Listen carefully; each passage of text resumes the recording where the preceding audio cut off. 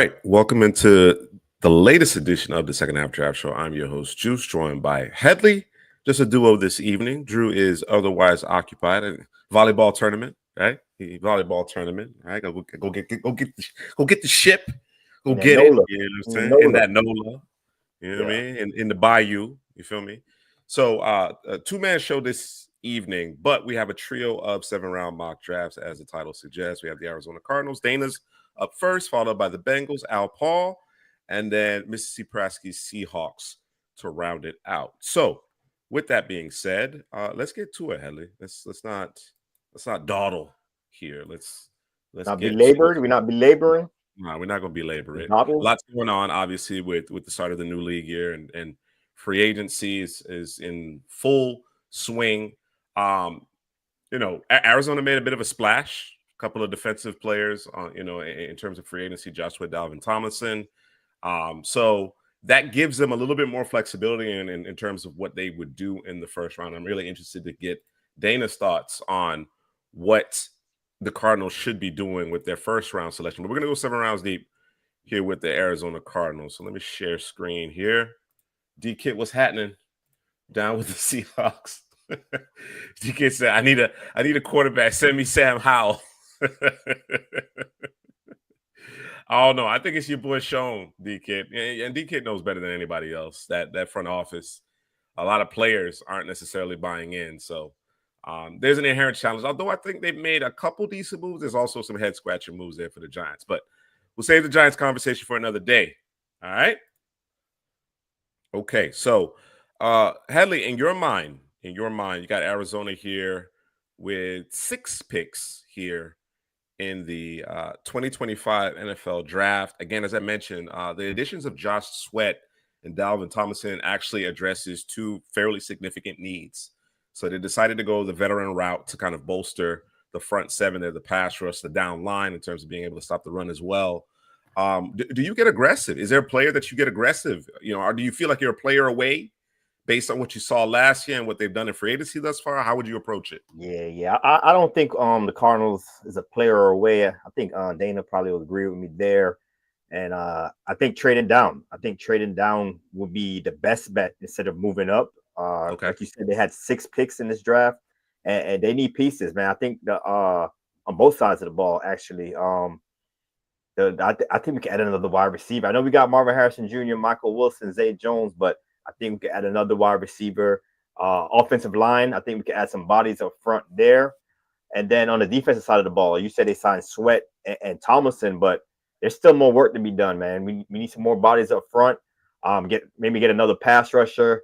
And then the secondary. I'm looking at the defensive backs, Dana, and I like Jalen Thompson. Buda Baker has been a mainstay there, but the cornerback position with Murphy Bunting, Max Melton, and Garrett Williams, I think we need some more size there, man. I think all 3 of these guys are kind of slot guys. I know Melton can kind of do both, but I want a nice outside, like a bigger body corner there for Arizona. So I think we need some work to do, man. So I wouldn't advise trading up. Trading back would be more what I'm thinking for the Cardinals. Okay. All right. Well, that being the case, let's get to it. Let's get to it. We'll get the draft started. Let me reposition us so that folks can actually see the draft board a little bit better. There we go. All right. So in all likelihood, we're staying put here with the 16th overall pick. But as I look at it, and you make astute points. You make astute points there, Headley. I think it kind of depends. If you got a certain player sliding a little bit, maybe you do get aggressive, right? Maybe you do trade up, 4 or 5 spots in order to get a player that you covet that may be sliding. Otherwise, I think it does make a lot of sense to trade down if you're going to trade at all. So, all right. Yep. And Dana agrees with the trading down being the primary approach, assuming you're trading. Ward, Carter, Hunter, Membo, first tackle off the board. Michael in the top 10. Green, Campbell outside of the top 10. Okay. Couple of defenders just went prior to this Cardinal selection. Drew on the Altoids. No. Drew's at a volleyball tournament. He's with the kids. So he's being, the supportive dad. You understand what I'm saying? And Drew is very competitive. All right, Oh Drew. yeah. Volleyball dad? Hey, I wasn't listen, making that volleyball noise dad. out there. I'm out there with him because my girl's in volleyball too. And you hear Drew from about 20 courts down, man. He leading the chance, bro. He doing it all, man. I like That's it the though. man. That's the man, bro. All right, so we're gonna cut him a little slack tonight. We're gonna cut him some slack tonight. All right. Campbell, Walker, Barron.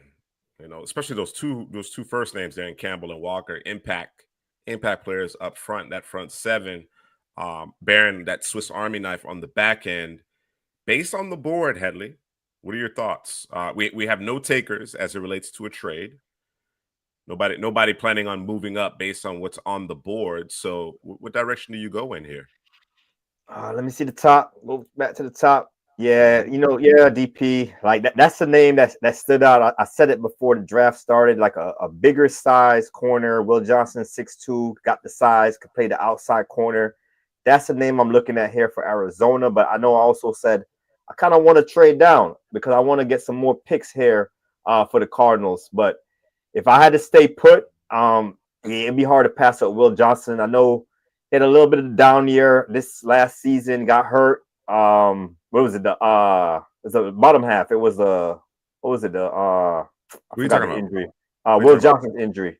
The labrum was Morrison. It's a No, toe. no, It's a no, turf no. toe. It's a turf Turf toe. toe. Yeah, it was a Turf toe. toe. Yeah, it was a turf toe for Will Johnson. And he didn't have the tape that he had in 2023. The tackling, maybe the turf toe affected the tackling because I thought he Oh, it's tackled bad. better also in 2023. Yeah, it was bad. The It's tape, bad, bro. the effort wasn't there, but that's not the Will Johnson I'm used to, man. The Will Johnson I'm used to is that 5-star ball hawking, like instinctive, click and close guy. I think he has some issues down the field a little bit, but I think the size kind of makes up for it sometimes. So my guy's Will Johnson, man. And but trading down is still on the table for me too here. But I don't know if we have any takers. No takers currently. No takers currently. I certainly understand Will Johnson. You know me, bro. I think Malachi Starks is like a top 6, 7-ish player. You know what I mean? I get it. You know, the safety position by and large isn't prioritized per se. Although I think we're going to see a little bit of a change here. I think there's something on the horizon. Dude. I just think, and I've seen reports, a couple of teams kind of working out Malachi Starks for being at some of his workouts, and they're like, that might be the safest pick in this draft. Falcons, Right? yeah, those are Falcons. That might be the safest pick in this draft in terms of Malachi Starks. Been doing it since day one. Doc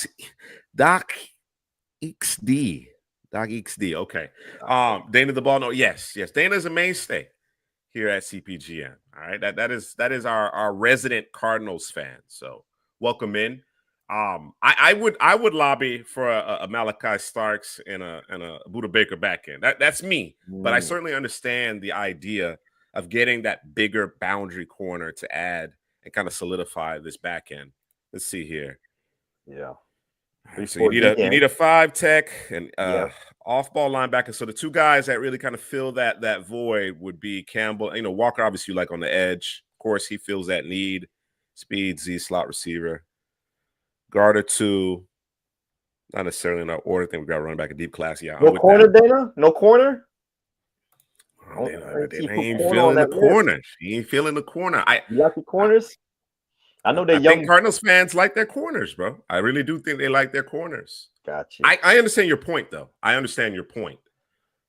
I want to see. I want more size. I want more size on the boundary. But if we're looking at Dana's needs, 3-4 DN is Jahad Campbell off the board. He's already off the board. Yeah. Campbell and Walker went 13th, 14th overall. Got you. The 5 tech is big. The edge, they brought in Baron Browning. They added Josh Sweat. Ojulari, a player that we like, is still on the roster. So I would think the 5 tech is a little bit more important than the edge at this point. But yeah, I'm going back to that corner position also, man. We do need a corner, but they're bringing in vets for visits. Yeah. DP said, hey, man, you got Puka and Devontae out there. Hey, I'm with DP on this, man. Devontae Samuels Jr. Hey, don't put that on us, Alex. Don't put that on us. We called the trade, but don't put that on us. That's the Steelers organization. They should have. What happened? Fields was supposed to be the man. What happened? I don't get it. I don't get it. All right. Let me just see if I could do a Yeah, little let's see what the something. trade looks like. Let me see if I could do a little something here. Let me just see. Let me just But see. for me, Will Johnson will be the pick, man. He's a top 10 guy. I know the 40 he didn't run it, and then at the pro day he said he's dealing with an injury, so he might have some private workouts. So all of that is hurting his draft stock. But before the 2024 season, man, this guy was like a top 5 pick in the class, man. And the 2023 tape, you got to go back to that tape. It's an impressive tape. Who, Mr. C? Who? I need to know. I need the names. I need the names. I know this is completely off topic, but I need the names. All right. All right. We don't have any takers. They say y'all got to make your pick. So Will Johnson it is. And I think with that particular selection, as far as the cornerbacks are concerned, he adds the requisite size. Hopefully he plays to that size because we didn't see the physicality kind of dealing with the turf toe that lingered and ultimately ended his season. Will Johnson was healthy and at his best in 2023. He looked like one of the top 4 or 5 players in the country. Some folks had him as a top player entering the 2024 collegiate football season. But of course, out of sight, out of mind a little bit. So hopefully they get the toe injury, the turf toe situated. He'll be our first round selection here for the Cardinals. We'll make up for it, Dana. We'll make up for it. Yeah. I think Dana's right. Obviously, Dana's plugged in. They seem to be wanting to go to the veteran route to give themselves a bit more flexibility. And I think that's ultimately what they did with Sweat and Tomlinson as well. All right. Slow her down just a bit here. All right. So with Will Johnson being our first round selection, Headley, where do you then turn your attention? Our next pick is 47th overall. We don't have a lot of draft capital to get really aggressive. You don't think we're close enough to be giving up draft capital to move up. So outside of a trade down, what area are you prioritizing? Area of the roster? Trenches. I'm with the trenches here for Arizona. If we don't trade down with my first option, but if we stay put there in the second round, trenches, either a 5 tech or a guard. Interior offensive line. I think they need some help there. I do like Isaiah Adams. I'm not sure how well he played last year, but the tape, I liked him at Illinois, I believe. He can move. They had him at tackle, but I like that the move that he moved inside to guard. So he's a guy I like, but I think we could improve the interior offensive line and interior defensive line. So I know there's a lot of 5 techs in this class. Who we got there? I think DP makes a good point here too. With potential scheme change or a scheme change that may change your approach in terms of what areas of the roster you prioritize, right? The play mentality, you may not necessarily look for a particular archetype based on that scheme. So definitely a consideration there. Go to tackles, Juice. Go to tackles. There's tackles that's going to be moving inside as well. You're right. First Street, Cam Williams, Bo. Okay. The talent might be at the on the defensive line here. Yeah, I think so as well. Dana mentioned the receiving position. We talked about that at the top. Yeah. Adding another player, guy that can stretch the field a bit might be worth consideration as well. If you want a guy to stretch the field, Savion Williams is a big body, outside type receiver. Noel from the slot, that slot Z that Dana's looking for. Noel fits. Yeah, that's Noel. Yep, that's Noel all day. Fits the mold. That's Trey Harris. Our boy Trey Harris is on the board still. He can stretch the field as well. Yeah, he can stack them. Stack. Dana mentioned inside linebacker. I like Schlesinger more of the weak side guy, but he put on a little extra weight. Obviously, he can run sideline to sideline. We like Chris Paul. Let me see what's percolating here in the trade down scenario. Yeah. Okay, we could trade with Jake's Packers or the Commanders. I don't think we want to drop down that far. The Packers. Let's see before you do that. I'm not gonna do it. I'm just trying to see. Yeah. I want to see the defensive line. All right. So let me go back to the D line. Yeah, I like Noel too. I don't know that I want to take him right here, necessarily DP, but I do think he'd be a nice fit. Alfred Collins is a bully up front. I think he could play all over that defensive line.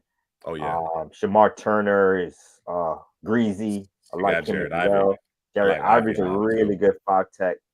Hmm. Got Norman Lott. But yeah, I think see, I know you've been on the Landon Jackson wave, man. I heard you last pod, Nah, Juice, nah, and nah, you not want as a what? 5 tech. Not as a 5 Yeah, tech. okay, Four okay. three I know edge. you're on the wave now, but Yeah, 4-3 edge. okay. Yeah, Shamar Turner is an excellent 5 tech as well.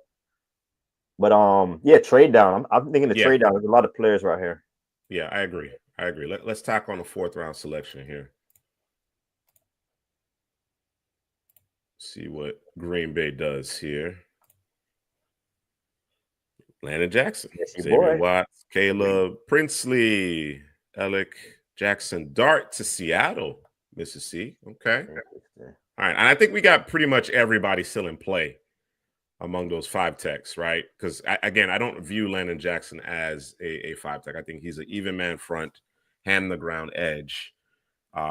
Princely stand up, hand the ground edge. Swinson, it's kind of the same deal, right? I actually want him in a 2-point stance, man front. But all those guys that we kind of view as 5 techs are still available at this point. And I don't think a receiver came off either. So I don't know. Headley. No trade candidates. That's a pretty steep drop there, 11 spots with New York. Gotcha. You might have to make a pick now.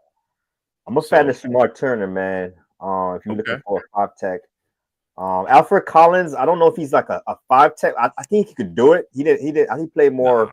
Nah, I want him at the 1. I want him at the 1. Yeah, he's more of a 1. In the wide receiver position, Noel's still there. Yeah, I'm wondering if is it feasible that he lasts to 78? Let's see. I don't know. The way these rankings are playing out. He's definitely climbed a bit here. Yeah, he might not be available at that point. Let me see. If I go back to the defensive side of the ball, talking about that 5 tech, Shamar Turner is pretty much the highest rated prospect available currently. Yeah, they don't like Trey Harris here at PFF for whatever reason. We disagree vehemently on that one. Did your boy Ivy? Where's Ivy at? Oh, Ivy's at the edge. Excuse me. He's at the edge. That's what you want Ivy a little later. You want to? That's what I'm eyeing. I don't know if he'll be there though, but that's what I'm kind of eyeing. Maybe a Jordan Birch. Oh yeah. He's 60 and we're 54. Yeah, we probably have to get Ivy now. Yeah. I think Ivy offers Turner and Ivy, they both offer flexibility. I think Ivy has more juice, maybe more potential than Turner. I think Turner plays with more physicality in the run game. But I think Ivy could kind of get after the quarterback. So we prioritize in run defense or pass defense. Okay. You got Darius Robinson there. Yeah, I think Ivy. Yeah, if you put Ivy with a Darius Robinson, I think that'd be a nice, with Dalvin right there in the middle. Yeah. Yeah. Okay. All right. Yeah. I want to just talk it through before we go any further, right? Because I'm just looking at the board at receiver. We think Jalen Noel will be a perfect fit for what we're looking for on the offensive side of the ball. He may not be there. So if Noel isn't there, who do you then pivot to? Do you look at Isaiah Bond at that point? I think Trey Harris, bro. Trey Harris? Trey Harris is a top 5 receiver for us in this class. I was looking for a little bit more speed, though. A little bit more twitch, a little bit more speed. I get what you're saying. And if Trey Harris is there, I won't overthink it. But I was looking for more of a Z slot type where I view Harris as an X. You know what I'm saying? And you got your guy Harrison for that. But I'm a good football player. Tez Johnson. Harris is a good one. Tez Johnson. Okay. You can do it. All right. All right. I'm not drafting Tez Johnson over Trey Harris though. So all right. We'll get to that. We'll get to that once we go down that road, bro. But I think Jared Ivy. Yeah. All right, let's do it. Let's do it. Jared Ivey out of Ole Miss. Really, really love what Jared Ivey brings to the table when he reduces down. I think he'll be really good in terms of holding up at the point of attack, stout against the run. But his best pass rush reps actually happen or when he moves to the inside as more of a 3-tech. So nice versatile piece there in Jared Ivey. Okay. Schlesinger, Collins. That's a good pick for the Bills. Shamar Turner to Baltimore. Ooh, Trey Harris is off the board. They wised up. Yeah. They wised up. So Harris actually goes much earlier than anticipated. And then Restrepo was the first selection here in the 3rd round. Is Noel still there? He is still there. Hey. He is still there. We don't have a lot of draft capital. We don't. We added that extra 4th though. We did. So if we were to, let's say we dipped into next year's crop, see if we could climb. What you think about that? What is that? If they're willing to accept it, can we nab Noel without giving up any more capital in 2025? So it's a 4th in 2026 to move up. I'm down with that. I think Noel's a 2nd round player. I love him from the slot, like the speed from the slot. He gets open in the phone booth. He just be a guy that Kyler Murray could hit quickly, man, and he can stretch the field also due to that speed. So you add him in there with the bigger and Marvin Harrison Jr. flanking him, man. And then you got Trey McBride, one of the best tight ends in the league, man. I think it's complete right there, man. Okay. Dana obviously giving us something to think about here, though. Really like Jalen Royals. I think Torrey Horton, prior to this past season, was a guy that was really turning heads as well. I think Horton has the requisite athleticism, but you just don't see him leverage deeper down the field, right? He tends to be in kind of the short to intermediate parts of the field. But if we decided to stay put, I don't know that Jalen Royals is going to last the next 10 or so picks. He might. What do you think about that, though? What do you think about the Noel Royals comparison, for example? Well, one guy's twitchy and one guy's physical. Right? Yeah. If you want the twitchy, more speed guy, then you got to go with Noel. If you want a guy that's physical after the catch, he might be the Debo Samuel of this class. Before the catch, at the release point, like physical throughout the entire route, and then after the catch as well. I like the idea. You want juice, though. You want a juice in this receiving core. Yeah, I do. And I think Noel definitely presents that. I'm a fan of Jalen Royals, don't get me wrong, but I think he's a different type of receiver. So, all right, let's see if the Browns are willing to do business here.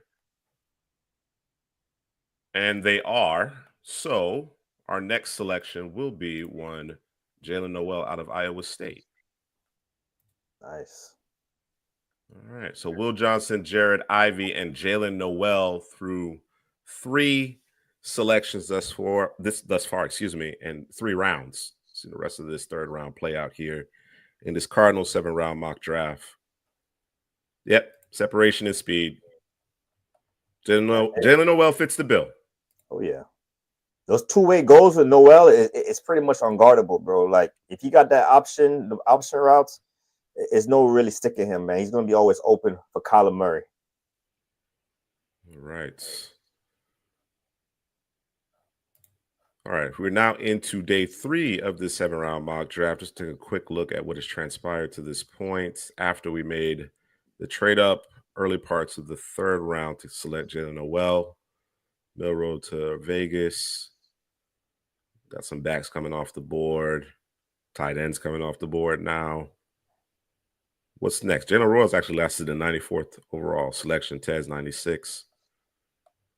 I like to get an off-ball linebacker. Okay. Also interior offensive line. That still needs to be addressed. Probably interior offensive line first, because they do need an off-ball linebacker, but they added Davis Gaither and Michael Walker, so they added some bodies there. But give you a little bit more flexibility when come draft day, right? Exactly. Right. If the board does not unfold the way you hope it will, you got a little security, a little insurance in place already on the roster. All right. Jamari Caldwell. CJ West on the and board, CJ bro. West. Ooh. No, y'all brought in Thomason, but hey, you put CJ West Yeah. on there, Yeah. and then Caldwell could be another 5 tech, man. Now we got a rotation going. So Right. Right. mhm. There's our guy Miles Frazier languishing for whatever reason. DP, man, if you got any intel on the whole Miles Frazier thing, man, let me know because I see a day 2 prospect. I'm curious as to what you think about him. Yeah, he seemed plug and play, man. What he did at the Senior Bowl, and then when you go back to the tape, and you be like, he probably was the most consistent offensive line for LSU last season, man. And they got a left tackle and a right tackle is highly touted, so he Yeah. was consistent all year long. Miles Frazier. We're trying to get him right, Alex. We're trying to get Kyler right, man. We just gotta hide the Xbox. That's all we gotta do. Appreciate you, DP. DP get the 411 on the Miles Frazier conversation. And then of course, once DP, reports back, watch Frazier fly up the board. Watch. DP gonna be like, yo, what's the problem? And everybody like, oh. DP moving the needle out here, man. All right. So here's what we have at the guard and tackle position. And of course, we think there are quite a few tackles, guys listed as tackles that are going to play in the inside, move to the interior of the offensive line at the next level. So want to list both position groups here. Again, we talked about Miles Frazier. He's the best name on there, bro. He is the best name on there in my mind. Oh, yeah. And then after that, for me, it's Jalen Rivers, who I think would be a better guard than tackle. Got your boy Willie Lampkin, man. 5'9" Willie Lampkin. Is he 5'10"? Damn, bro, 5'9"? Damn. I tried. Why you do that, man, like that, bro? There you go. You're a good player, man. Oh man, there's Danny Stutzman, who seemingly has been lowered in this in his rankings here. But if you wanted to prioritize the off-ball linebacker, you could. Still some decent names here. I got my guy that I love way down here, Nicholas Martin. Yeah, I mean, let's see. Just looking at all positions, Mello Dotson, Baron Sorrell. If you wanted to add some pass rush, JJ. I like JJ.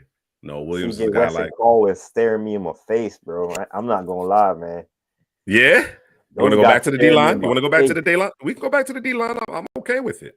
But I know interior offensive line. I think we want to grab Miles Frazier, and I think we could wait based on the board here. Sure. Because after 114, what's our next pick? 123. Remember, we got the second 4th round pick in that trade earlier. You want to add more juice to the offense? Jaden Blue, bro. Jaden Blue. I know. Connor's getting older. I mean, Connor's obviously been terrific for Arizona, but obviously getting older. He's in his year 30 season now. You know what I'm saying? They got Trey Benson, but Blue's a different kind of weapon to add to that offense. So a name to consider here. Pegues, I like Pegues, but I'm okay with Wester Caldwell right here at 114. Call it a day. Yeah. Since we got who we got the 5 tech we got early. Since we got Ivy, I think CJ West and you put him. Thomason's on the roster, but CJ West could play more the nose 1 tech on the inside. So I'm thinking CJ West over Caldwell here. Okay. All right, I'm with it. I know you've been chomping at the bit to select CJ West in one of these mocks, bro. So we're gonna do it. We're gonna do it. Get CJ West. And I think with the additions of Ivy and West, what you've done in free agency and what you've done in previous drafts with Ojulari and Darius Robinson and so on and so forth, I think you got a nice group now. I think you're about 8 or so players deep along the defensive line, inside out, in terms of the interior defensive line and the edge. So I think we're set here with the CJ West selection. Yep. All right, let's see what happens in remaining or prior to our next 4th round pick. There's Caldwell to the Bengals. They certainly could use him. Baron Sorrell, Pegues. All right. So we're at 123. We have 153. I think that's the Miles Frazier selection. Okay. And then 227 in the 7th round. You're looking at a Jaden Blue guy? I do like the Jaden Blue guy, but we can also, be more responsible, I suppose, and look at off-ball linebacker, unless you want to wait to 227. Off ball, you got Kaiser there at the top. He's an older rookie. He's Good gonna be an player, though. older rookie. Good player, though. Real Kobe solid player. King, I like what Kobe King did at Penn State. He was all over the field. It was him and your boy Reed, the safety on that defense, other than Abdul Carter, obviously. But those two guys are flying around. Cody Simon's a good player as well. Got Lindenberg. Yeah, it's just not moving the needle for me, man. The off-ball linebacker. Okay. Yeah. All right. Which one of those guys would you pick if you had to pick an off-ball linebacker? If I had to pick one of these guys, I would throw my lot in with. I think Cody Simon had a good finish. I think he had a good finish. I think we've been talking about Danny Stutzman so long, it's kind of like boring. But I might go the Stutzman route. Okay. Kaiser put really good tape together this year, despite being an older prospect. I think he put really good tape together. But I thought Stutzman checked some boxes in terms of his athleticism that I wanted to confirm. So yeah, he's the one that I prefer among this group here. Yeah, if you watch the tape on Stutzman, you see the athleticism, man. You see him shooting up in the AB gaps, flying around the field, blitzing the quarterback, chasing him down, closing to the quarterback. So he's like a pass rusher on those passing downs. And then even in coverage, man, he's still decent in coverage as well. He's a good linebacker, man. I think instincts, I think that's what could kind of improve with Stutzman. But flying around the field, adding more speed to this defense. Yeah, I think I'm with you on Stutzman. He's the most intriguing guy to me here, as far as athleticism. But I'm a big Jay Higgins guy, but he just don't got the athleticism that Stutzman has. No, he doesn't. He doesn't. Yeah, let's see. So Dana's making a great point as it relates to the Cardinals. Kind of one of those, does he kind of fit the archetype that they look for in this organization? We talked about it with Jalen Noel. Blue's gonna add juice to this offense. He's gonna stress defenses in a different way. Is kind of the point, right? And they don't really have a guy like that on the offense. You got Connor. You got Benson. You know what I'm saying? Yeah. Like, I think Blue just adds a completely different dynamic. Now, we see Brassey's lobbying for Taj Brooks, so you want another battering ram, Taj Brooks. He fits the bill. He fits the bill with some nice light feet as well. So, I'm not mad at it. But what do you say here, Hadley? You want to prioritize a linebacker? Yeah, let's go grab Stutzman and let's come back with Miles Frazier interior offensive line with the next pick. All right, let's do it. Stutzman Blue was the next pick. The very next selection. Jalen Rivers won a few picks after that. Kaiser. All right, let me pick up the pace just a bit here. Martinez lasting to the end of the fourth. Somebody gonna get a baller, bro. I know Dana's asking about Stutzman's coverage. I think he reads the quarterback eyes really well. I think zone coverage. Yeah. He excels. I think man is where it gets tricky for him. So I think he could hold up in zone coverage pretty well. But his superpower is just run and chase player. He operates better when unblocked, but he comes downhill. And he's physical. He's fast. I just love when they line up in the A/B gaps. I think he could play weak side linebacker or strong side. I think he could play either linebacker position. And then sometimes they even line him up at the edge. They line him up at the edge. You can get after the quarterback. So I think he's complete as far as a run game person and pass game. It's just I wouldn't want to put him in man coverage too much. I think that's where he maybe struggle in coverage. Yeah, and what I would expect from this particular coaching staff is that he more often than not is falling back into a zone. That's what I'm anticipating here. So, all right. So Will Johnson, Ivy, Noel, West, and Stutzman through 4 rounds. Miles Frazier is our pick. Again, you can see PFF is pretty low on him. We view him collectively here at Couch Potato General Manager as a day 2 pick, one of the better guard prospects in this class, frankly. I'm trying to get a sense of why are some of these national outlets down on him. So, but we're sticking to our guns, and then we're gonna take advantage of that. We'll take him here in the 5th round to address that interior offensive line. And here's the thing: I think Frazier looked better than Emory Jones playing tackle in Mobile, bro. Yeah. All right. I'm not saying we're going to kick him out here, but he looked like a better player than Emory Jones, period. And that included reps at tackle. So Miles Frazier, the selection here. And we have one pick remaining here in this Cardinals 7-round mock draft. I think Dana brought the people with her. I think Dana brought the people. So appreciate that. Man. Appreciate Hit the everybody like button. joining us. Hit the like button. All right. All right, Heather. Look at your handiwork with the assists from Dana, the insights from Dana. Look at the handiwork. Love it, man. You know, we CPGM, we preach trenches here, man. So getting Ivy, CJ West, and a Miles Frazier along the trenches, love it, man. You got a 5 tech, you got a guy that's going to play the 1 tech, and then you got Miles Frazier that's going to be a guard, and he has the versatility, like you said, to play tackle in the pinch. And then at the top of the board, man, Will Johnson getting a corner with more size, excellent ball skills. Got to clean up the tackling a little bit, but you know, he had the turf toe last season. Might have hampered him. The changing schemes also on the defensive side for Michigan might have had something to do with it also, man. So, and then Noel. I think Noel might be the sexiest pick here, man. Just his ability to win from the slot, either with speed, down the seams, on those two-way goals. He just gets open in the phone booth. That's what I have in my notes for Jalen Noel. And he adds a different kind of wide receiver to this Cardinals offense. You got Michael Wilson, bigger receiver, Marvin Harrison Jr., bigger receiver, and then you just throw Noel in the slot for Kyler Murray and Trey McBride. So, yeah, I think this Cardinals team is coming along pretty well right here, man. And we got one more pick in the 7th round. So, where are we going here? I don't know. Maybe a little fan service here. Ethan Downs, Dana. You want to go with the Ethan Downs? No, I know Dana was banging the drum for Ethan Downs throughout the season. Yeah, we got another edge. We got another edge to the defense. I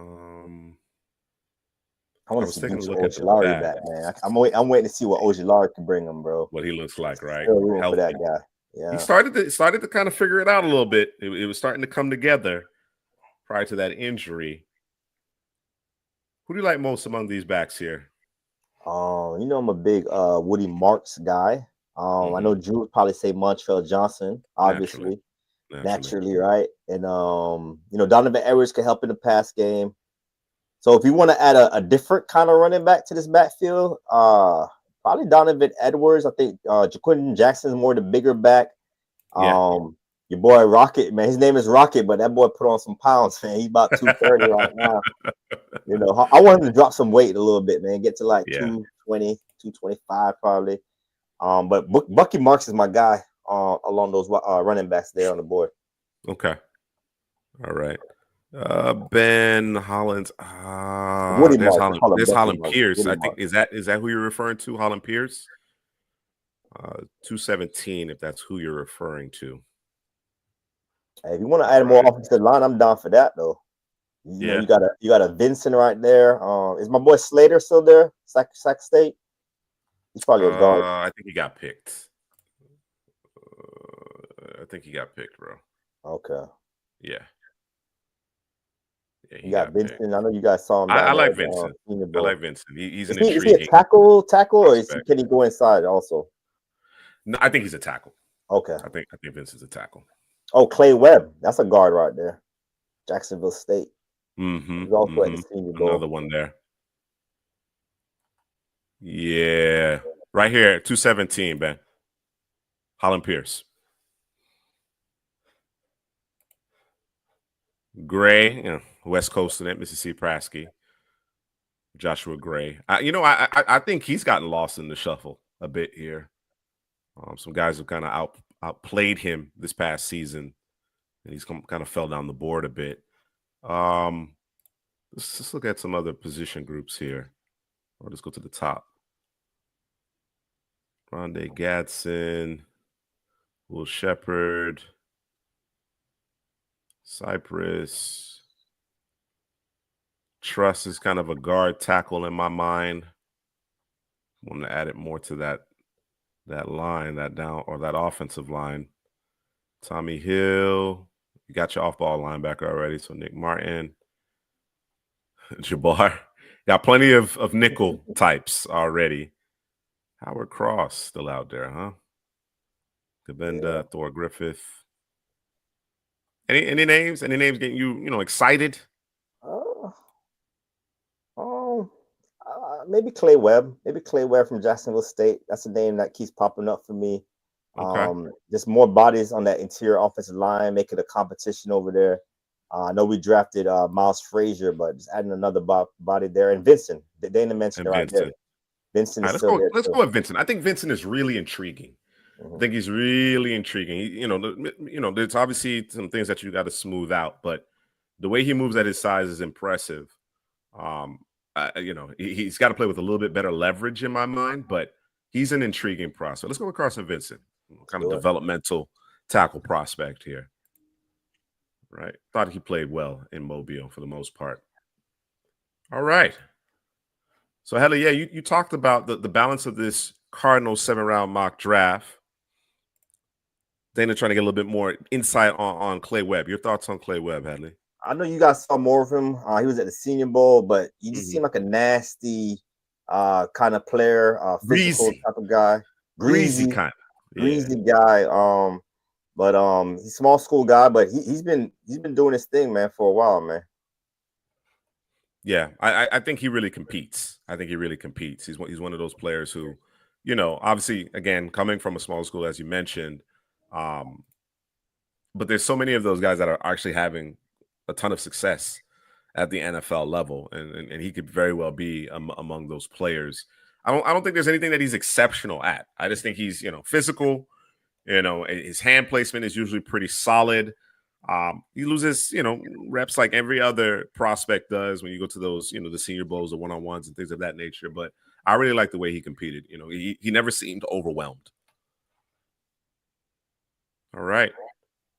This is I like this class. It is very much an inside-out type of deal. I mean, we started it with a corner. You wanted to add some size there with Will Johnson. Assuming he's healthy, I think 16th overall is actually represents pretty good value. Traded down a little bit, added a 4th-round selection, picked up Jared Ivey, who quality 5-tech with some really impressive pass rush reps as an interior defensive lineman. We were a little nervous about potentially losing out on Jalen Noel, who represents exactly what Dana was talking about in terms of having that Z, that slot, who can really create separation and generate big plays with their speed. Noel fits the bill there.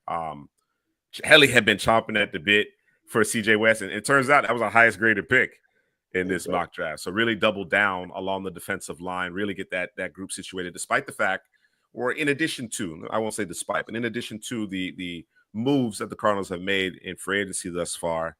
Stutzman, Frazier get S, but that's because PFF doesn't know what they're talking about on these two prospects, right?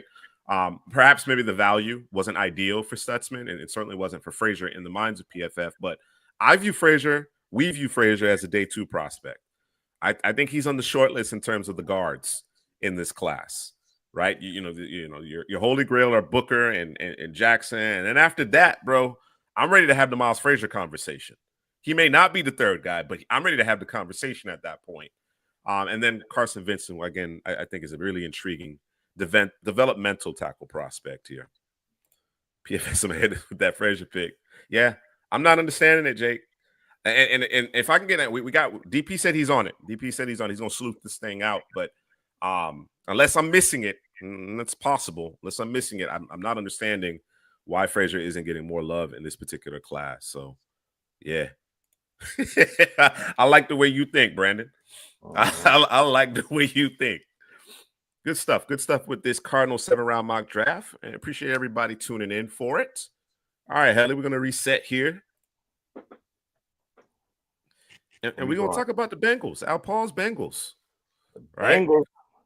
I know over the years, we've been critical of the Bengals front office. And there seemed to be a time there where they may be turning a corner, being a little bit more aggressive in free agency and doing a better job of retaining their own players. But it seems like they're reverting a little bit here. They've let this Jamar Chase contract linger, which the price tag is just going up, and it's going up astronomically. Trey Hendrickson has been their best defender for a long time now. They're planning on moving off of him. I don't think he's going to break the bank. He's going to be paid well. Don't get me wrong, but I don't think he's going to get Myles Garrett money. $40 million a year. You know what I'm saying? Like, I don't think that's going to be the price that he nets. Apparently, reportedly, teams are saying that, yeah, we're willing to work with Henderson on an extension. We think his asking price, his representation is asking price is reasonable. But what the Bengals want in compensation for us to then give him a contract ain't flying. So they're playing chicken on that front. T. Higgins, again, you didn't get an extension done with T. Higgins. This is the second year on the tag. I don't know if they're planning on trading him. So there's a lot of things up in the air. And this roster, which was seemed poised to compete, is deteriorating. It's deteriorating. We still have question marks in terms of the interior of the offensive line, despite all of Burrow's success. So there's definitely some work to do here with the Bengals as well. What are your thoughts? How do you want to approach this 7-round mock draft for the Bengals? Like you said, man, I think the Bengals front office, they just take too long to lock their players up. And like you said, the price goes up, the longer you take. The whole Jamar Chase situation, that's ridiculous. He should have got paid a long time ago. T. Higgins, he's on the second franchise tag right now. Even Trey Hendrickson, man, it's like, hey, these guys are producing. They're not older players. They're still young guys, man. Like pay these guys, man. And if you have that approach where I'm not paying my players what they deserve, then you're going to have to draft really well. And they have to nail the draft. And I think lately they haven't.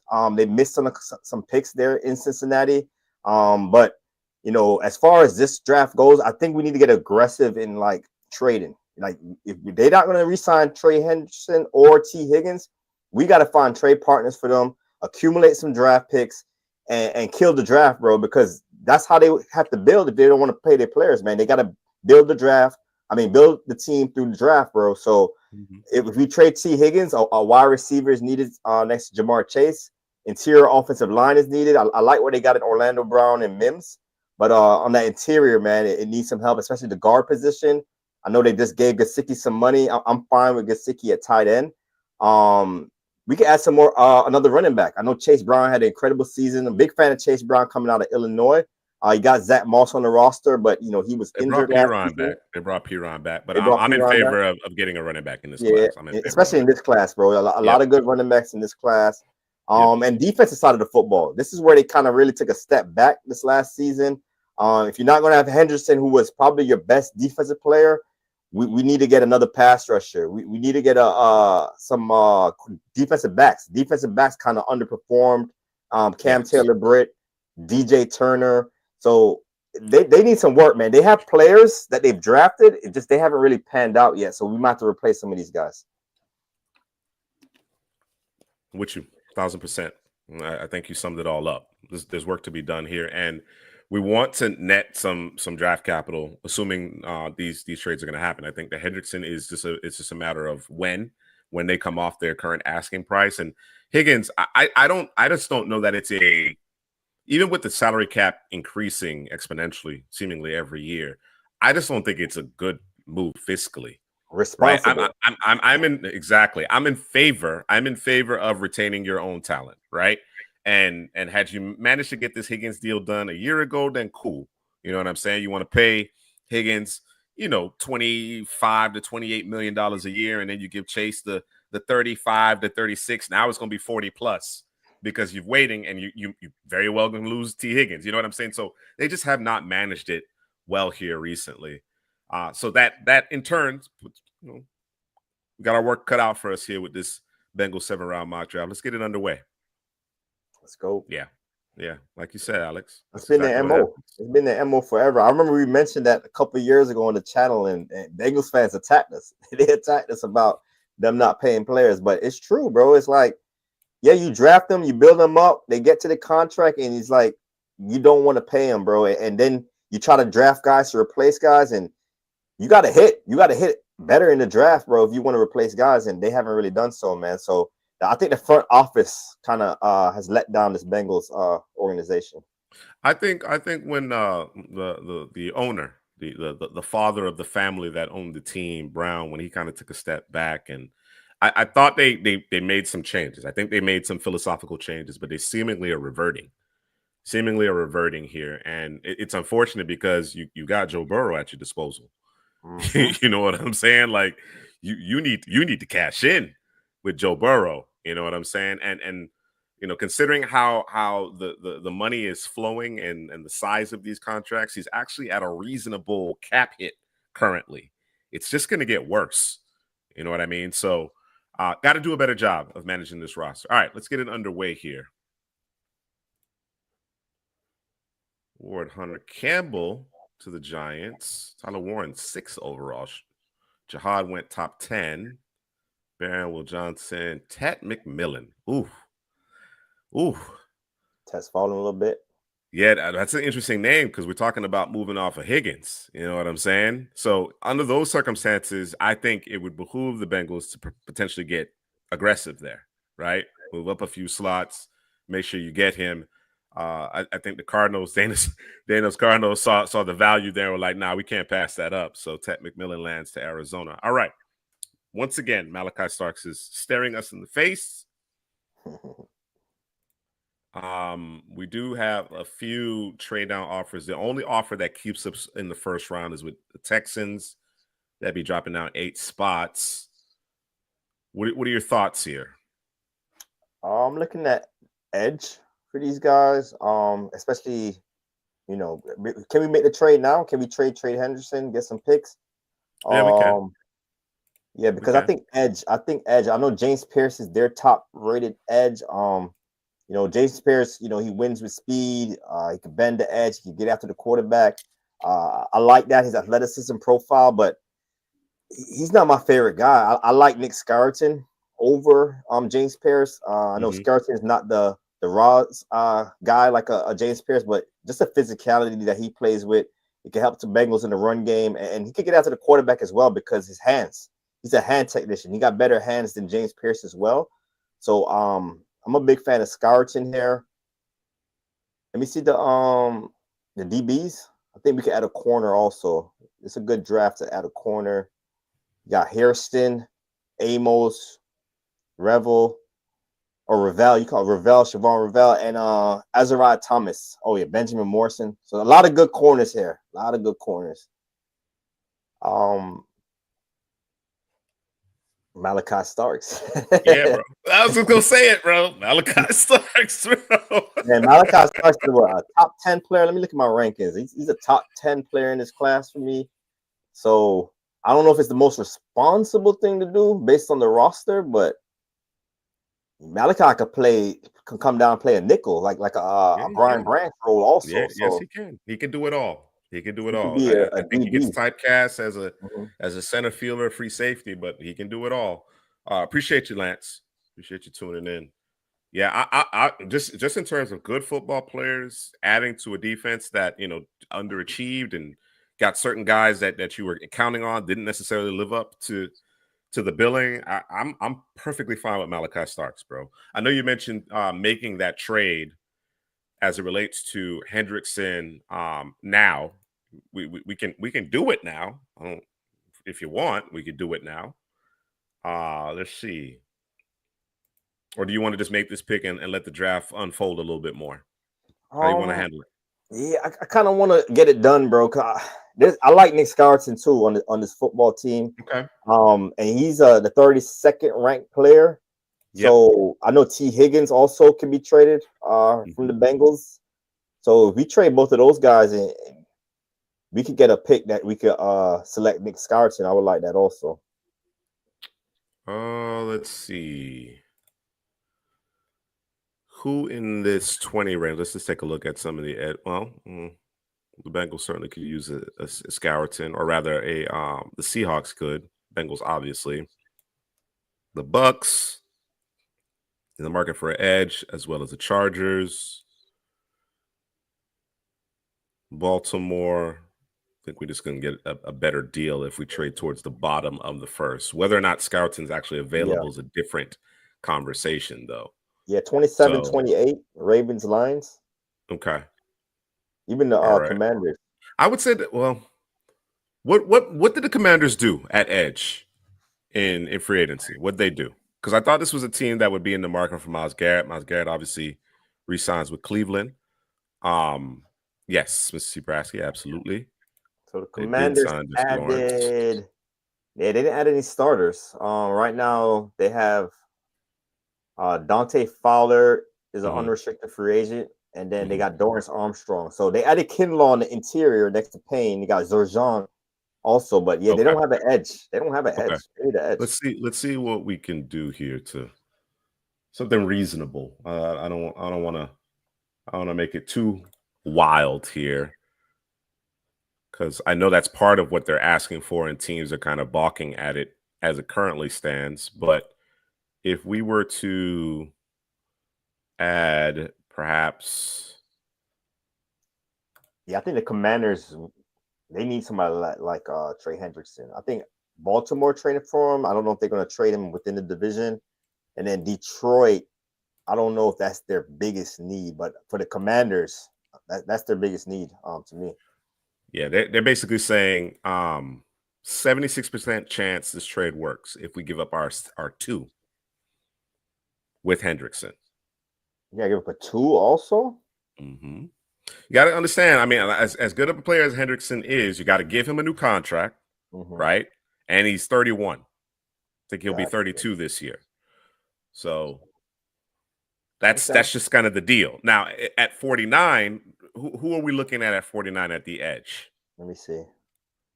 All right, you're probably Um, looking at Leonard Jackson, Princely, the Ohio State yeah, guys, yeah, Kennard, Scarson. those players. Yeah, I like Scarson a lot over Hmm. those guys. So yeah, I'm not mad at it. And then I think we can work out a T Higgins deal too if you want to get more picks as well.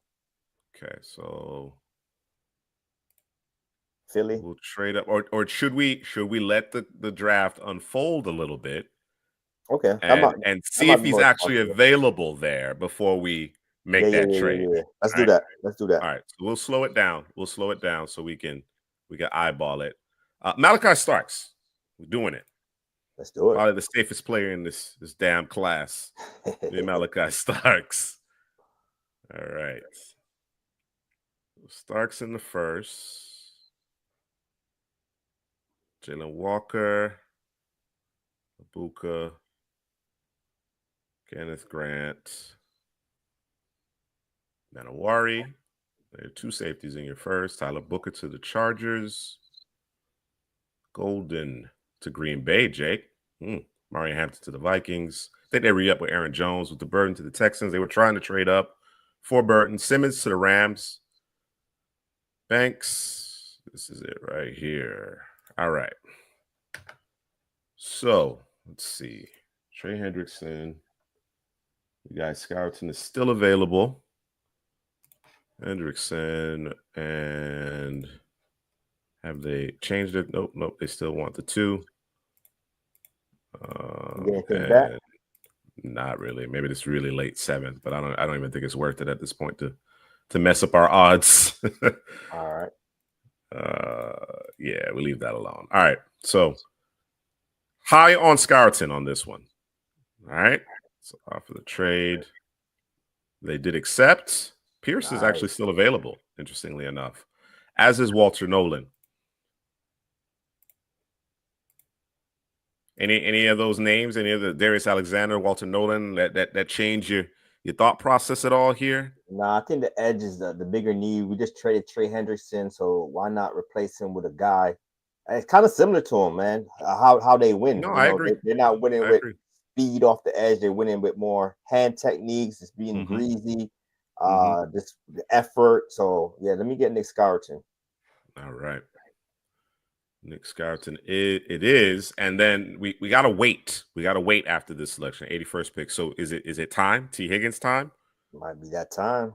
I know Okay. some Bengals fans not gonna love it because it's a sexy name, bro. I think T. Higgins he's a wide receiver one in my mind. He's one of the best wide receivers in the league. He just played next to Jamar Chase, so he got to play the backseat. But to pay two receivers 30 million plus, bro, I don't know if that's responsible, bro. I know some teams. It's not the format, as you Yeah. mentioned. That's not the way to go about it. Like I said, if you were paying Higgins 25, 26 million and then Chase between 35, 40 million, you could potentially swing that. And you were bolstered everywhere else. You had your offensive line, the interior of your offensive line was set up, and you could do that. You know what I'm saying? But I don't think they're in a position. I really don't think they're in position to do that at this juncture. So yeah, T would be the guy. I'm looking at the teams slated to pick, and I think the team earliest two are, I'm looking at Vegas, New England, and New Orleans. Those are the three teams that I'm kind of targeting. What did those teams do earlier? So yeah, as Mr. C. Prasky said, what are the Raiders doing drafting Tyler Warren? I guess 2 tight end set, 3 tight end set, Michael Mayer too. I kid, of course. I mentioned the Patriots. They went with Abdul Carter. So there's still a need there. Okay. All right. Well, we'll start with the Raiders. Let's see if they want. Gino wants another wideout here. Las Vegas, where are you? There you are. And then T. Higgins. Oh, believe it or not, Headley, he's not listed here. Oh, T? Mm-mm. Can you trade him? Nope, can't do it. Man, they gotta fix the system, bro. What you doing, man? Yeah, there's nothing I can do about this one. This ain't our system. I guess you keep it, T, bro. We sounded him, man. We got T. Higgins and Chase. Yeah, T. Higgins and Chase. So obviously, trading up into the first round, we're going to make the pick of Scourton to replace Hendrickson. Obviously, get a younger player, similar player, as you mentioned, in terms of how he wins as a pass rusher. And then we got a bit of a wait. Then we have a bit of a wait. So Scourton's the pick here, 29th overall.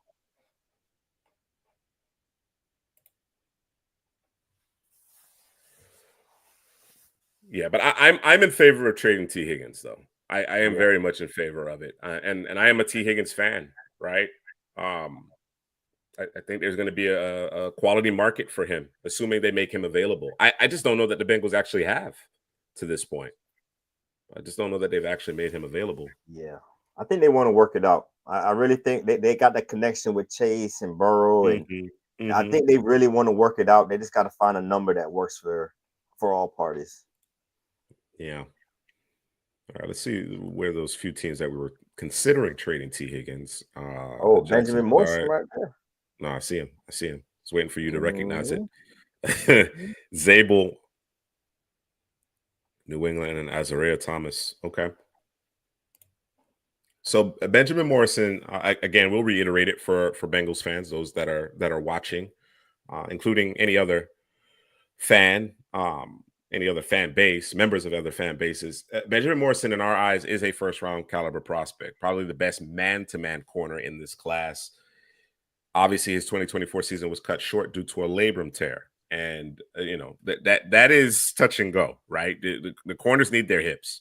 The best corners, have great hips. You understand? They can turn those hips, get in and out of breaks, drive on the football, make plays on the football. But when you talk about man coverage technique, Headley, he's tops in the class. Yeah, man. I got in the notes. The man coverage technique stands out, man. The ability, the patient feet. He could turn his hips. He looks back for the football. He could drive on the football as well. He's feisty at the catch point. He's an ex-wide receiver. He got a wide receiver background too, so he showcased that ball skills all the time. Love when he comes up to press effectively. He can mirror match wide receivers, and he's not a guy that, I'm just in a boundary corner. He could come inside as well due to that technique, that man technique, and play on the inside. So he's one of those rare corners that could travel with wide receivers at the next level. It's just a hip injury. That has to check out. The hip injury has to check. That hips are important. Important part of his game is his hips, right? So that has to check out. Yeah, that has to check out. But if that checks out, to me, man, like you said, the best man-to-man corner. I have him over Will Johnson. And Travis Hunter is the only corner I have above him. And Travis Hunter is because of what he does on both sides of the football. But just playing the cornerback position, man, I think Benjamin Morrison's a stud. And I got him ranked inside my top 15 in this class, man. So he's probably not going to go there because of the injury, but the tape, man, the tape don't lie with Benjamin Morrison. Yeah, yeah, I'm with you there. Hopefully, as the offseason progresses and the pre-draft process progresses, I should say, we get some more positive news in terms of his recovery from the labrum injury.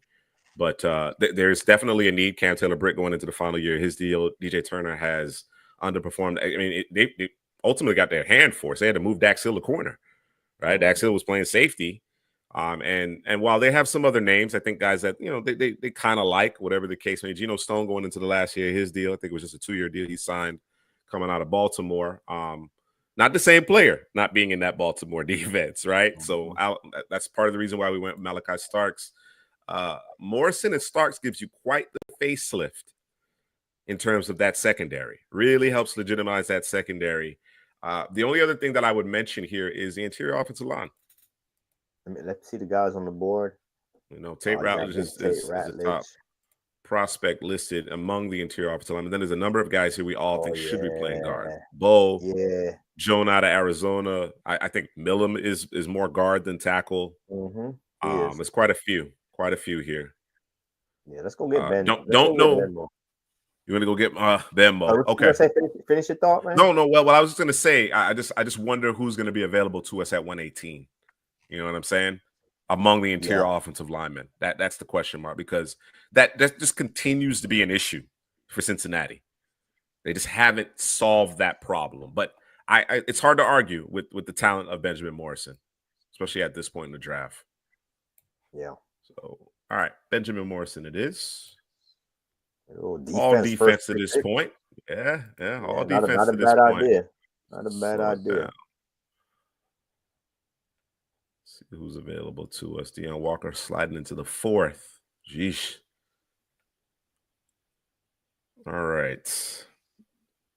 Hopefully a guy's still there for me. A Jonah, a Bo. You got Willie Lampkin. Yeah, all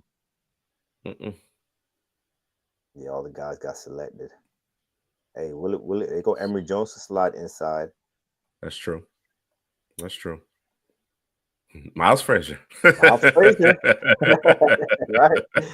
Miles Frazier. That's the panacea, bro. Right in the 5th round, bro. Give me the Miles Frazier. The cheat code out there. Yeah. I think by the time you get to 18, 120, all those guys are off the board. The Willems, the Bows, Jalen Rivers. You know what I'm saying? Definitely Tate Ratledge. All those guys are off the board at that point.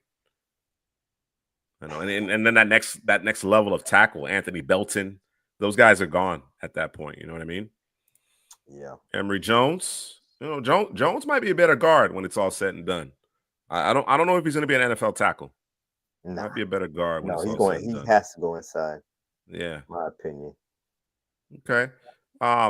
So I think we're pivoting off of interior offensive line. If we trade down 3 spots, can we add a pick? Let's see if we can add a pick here. Unless there's somebody you really like here. There's Peebles. There's Pegues, Kobe Bryant, Barrett Carter. Jumping off the screen here. We could trade down. Good boy, David Martinez. You jump off the screen. He does. Power Ryland. You want to add him to the rotation. Savion, Oladejo. Some decent names here. Yeah, so let's drop down a few spots. We can add a pick here. Let me see what Baltimore is offering. I think I would rather that. Oh, they don't want to do that though. All right. Well, boy said no, sir. All right. Let's do this then. Drop down with 3 slots. Yeah. So Broncos traded up for Pegues, followed by Peebles and then Gunnar Helm. Baltimore still wants to do business. Barrett Carter. I like Noah Williams, bro. I know we've already hit up the secondary a couple of times. So Kobe Bryant too. Some good corners in the early parts of day 3 here.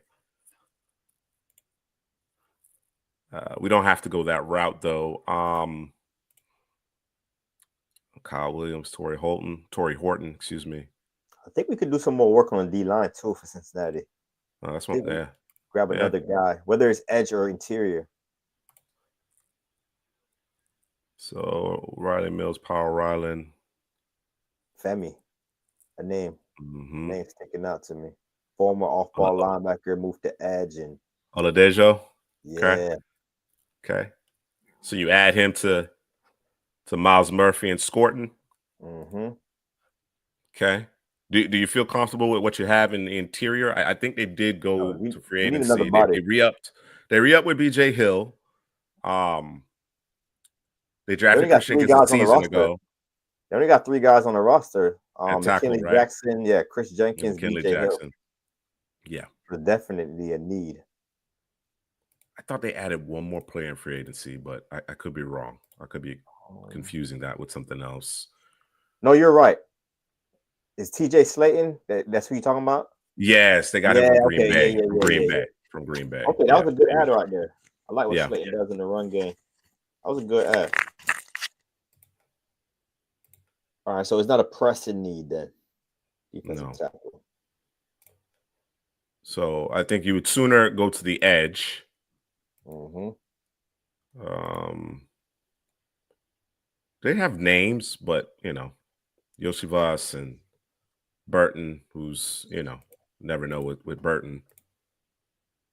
Maybe tight ends. We talked about the running back position. I don't think Blue and Martinez get out of the 4th round. There's Brashard Smith.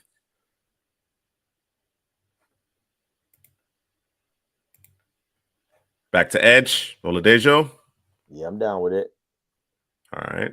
He's just scratching the surface too, man. He was an off-ball linebacker. I think he was at Cal. They moved him to edge, and he looked good, man. UCLA. UCLA. Yeah, and he got that motor. He got some instincts because he's an off-ball linebacker, so he got instincts, especially in the zone read game. He usually in the right position. Very powerful, twitchy guy, and he did his thing at the Senior Bowl. Man, he's a little raw, but sometimes being raw can be a good thing, man. He doesn't have to come in right away. He doesn't have to play much snaps, and you kind of mold him up behind what we have on the roster. And year 2, year 3, year 4, he might be a player that could come and start for the Cincinnati Bengals. All right. We're here in the 5th round, so you know what that means. It's time to draft Miles Frazier. Let's get it. We'll take that F from PFF in terms of their draft grade, but we don't care. We embrace it. As I forget who said it. I forget who said it, but that means it's freaking awesome. That pick, bro. Let's get it. All right. Couple more picks here coming up. 1 in the 6th, actually 2 in the 6th round. What do you think of what we've done thus far? Hey, we went defense heavy. The first 4 picks was defense. Just what the doctor ordered from the Bengals. Bengals defense, like I said at the beginning, is not the same Bengals defense as a couple seasons ago. So we traded Trey Hendrickson. We added Nick Scarton. I think he's a plug-and-play guy. He probably won't give you the sack production Hendrickson gave you, but greasy in the run game, physical, like the swim, the chop, the spin move. He just got so many assortment of moves, man, along that defensive line. I love him. He slided a little bit because of the athletic stuff, but man, sign me up for guys like that, man. He's going to be an instant impact in the run defense part of the game, and he has the potential to get 6-7 sacks in the season. The defensive backs, bro, Malachi Starks and Benjamin Morrison, bro. To me, those are top 15 players in this class. The safety position gets devalued a little bit, and Starks is getting devalued a little bit because people are looking at him as more of a center field. Up plus top, some Manowari, plus some Manowari, what he did. The mutant, the created player, the 6'3", 220, 4'3", 43-inch vertical. That's just ridiculous, bro. So Starks is getting pushed down a little bit, but the tape, man, he's still my safety one. He's still your safety one, and he could come in the slot and play wide receivers in the slot. I don't think Emin Ward does that as well as Starks. So I think Starks is better in the pass game. So you add Starks with a Morrison, best man-to-man corner in the class, you instantly improve your pass defense. And then you got Femi from UCLA. He's a little raw, but he made that transition to edge seamlessly. It wasn't like he struggled there. It just looked like he's been playing edge his whole career, but he's been playing off ball linebacker. So I like the upside in Femi, and then Miles Frazier, man, this plug and play guard. They're hating on him a little bit. Like you said, you think he's a day two? You think he's a round two player or a day two player? Listen, man. You saying he might be the third best guard in the entire he class? might be, bro. He might be, bro. He might be, bro. He might be. I'm just saying. He can play tackle too in the pinch. He can play tackle. Yeah. We've mentioned it several times. It's an eyesore. It's been an eyesore in terms of the interior offensive line. Alex Capa's on the way out. Volson has been a bit of a turnstile throughout his career. Like it's just they've tried a couple of different things and it hasn't necessarily worked out. I think Frazier, solves that, and he happens to be one of, I think, probably the player that we pick most frequently just because of the value he represents in this particular mock draft simulator. So yeah, PFF Femi in the fourth. Hey man, listen, it's probably because of that perceived rawness, Dana. It's probably because of that perceived rawness at this point. But when it's all said and done, he may not last. He may be a third round selection. All right, Headley, we got 2 picks remaining here. I think we can I think we have some flexibility now. Yeah. Right? Yeah. I'm not mad at addressing the defensive line, the interior defensive line, if we decide, but I do think we could go in a number of different directions here. Yeah, with the addition of Slayton, I kind of like the defensive line a little more. When they added him, we got Kenley Jackson, BJ Hill, Chris Jenkins there. I'm actually thinking double up at like edge more than interior defensive lineman, or double up at interior offensive line. I think. Well, I was going to say the latter there. Double up on interior offensive line. Maybe go get a center because Ted Karras, I believe, is going into the last year's deal, and it's Ted Karras. You don't necessarily. Monheim fits that zone offense. Yeah, Monheim and your boy's out there too, Jake Majors. Okay. Both of them. So yeah. I think we've done enough at edge to this point. Okay. I think we've done enough. And I'm not sure how you're feeling about it, but maybe an off-ball linebacker. I know we have Pratt and Wilson on the roster, but we need a guy to kind of develop to eventually maybe supplant one of those two guys. There goes my guy right there. Jay? Yeah, I'm not in love with these guys. I know Dumas Johnson, he's more of a 2-down linebacker, physical guy. And I guess Higgins fall in that category as well. Mondone would be the more athletic guy, but we don't really like Mondone's tape, bro. I don't like Mondone's tape, bro. Especially in the run game, and then you think that he looks the part, but he just doesn't. His run fits are bad, bro. Exactly. And here's the thing. Here's the unfortunate part about it is that you go to Mobile and you're expecting him to flash that athleticism, right? What he's known for in terms of being able to play in space and pass coverage and getting the one-on-ones, and you're just getting beat like a drum. Yeah. That's the place. That's where you're supposed to shine. Yeah. You know what I'm saying? I would sooner select Nick Martin, Shamar James, even Jay Higgins. I'm not mad at Jay Higgins at 209 if we want to do it. I know he doesn't necessarily check the boxes from a athletic testing perspective, but his tape is better than Mondone's. Yeah, I agree. What about wide receiver? I know we're saying we're bringing back Higgins, but maybe we get another guy to develop there. Ricky White, Ty Felton, two names I like. Jimmy Horn Jr. I'm a big fan of Jimmy Horn Jr. in the slot. Webster could play the slot as well. Yeah, I like Jimmy Horn, man. That's the name Jimmy Horn. Yeah, over Ricky White, Ty Felton. I like that Jimmy Horn juice, bro.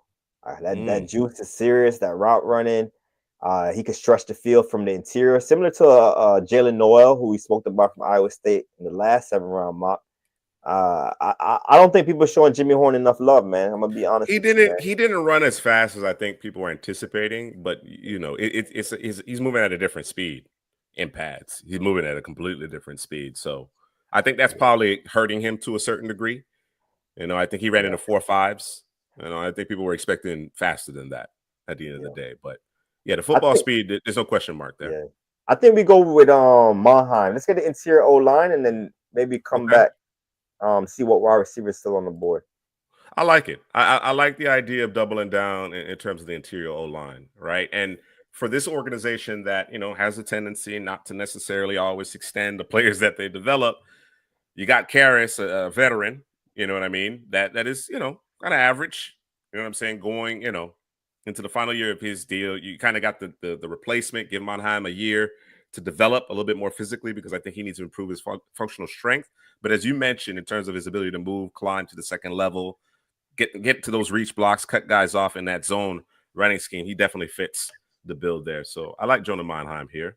Yeah, and Bonham offers some versatility. I know you're probably not gonna put him at tackle at the next level, but he played tackle at USC. He could play guard. He could play center. So he gives you that flexibility there as well. So Very, very intelligent player, and that's what you're looking for at the pivot. I think at the NFL level, I just don't think he possesses the physical traits to play, all across the offensive line. Maybe play guard in the pinch, yeah, but I think center is his home. I would agree. They transitioned him here this past season. I would agree that center is his home. And again, as you mentioned, a good fit for the scheme here in he got hit that Cincinnati. weight room. Hit that weight Yeah, room, man. yeah, Because he just pass got to get blocking, that's definitely got to get where stronger. he's Got to gonna get struggle a stronger. little bit.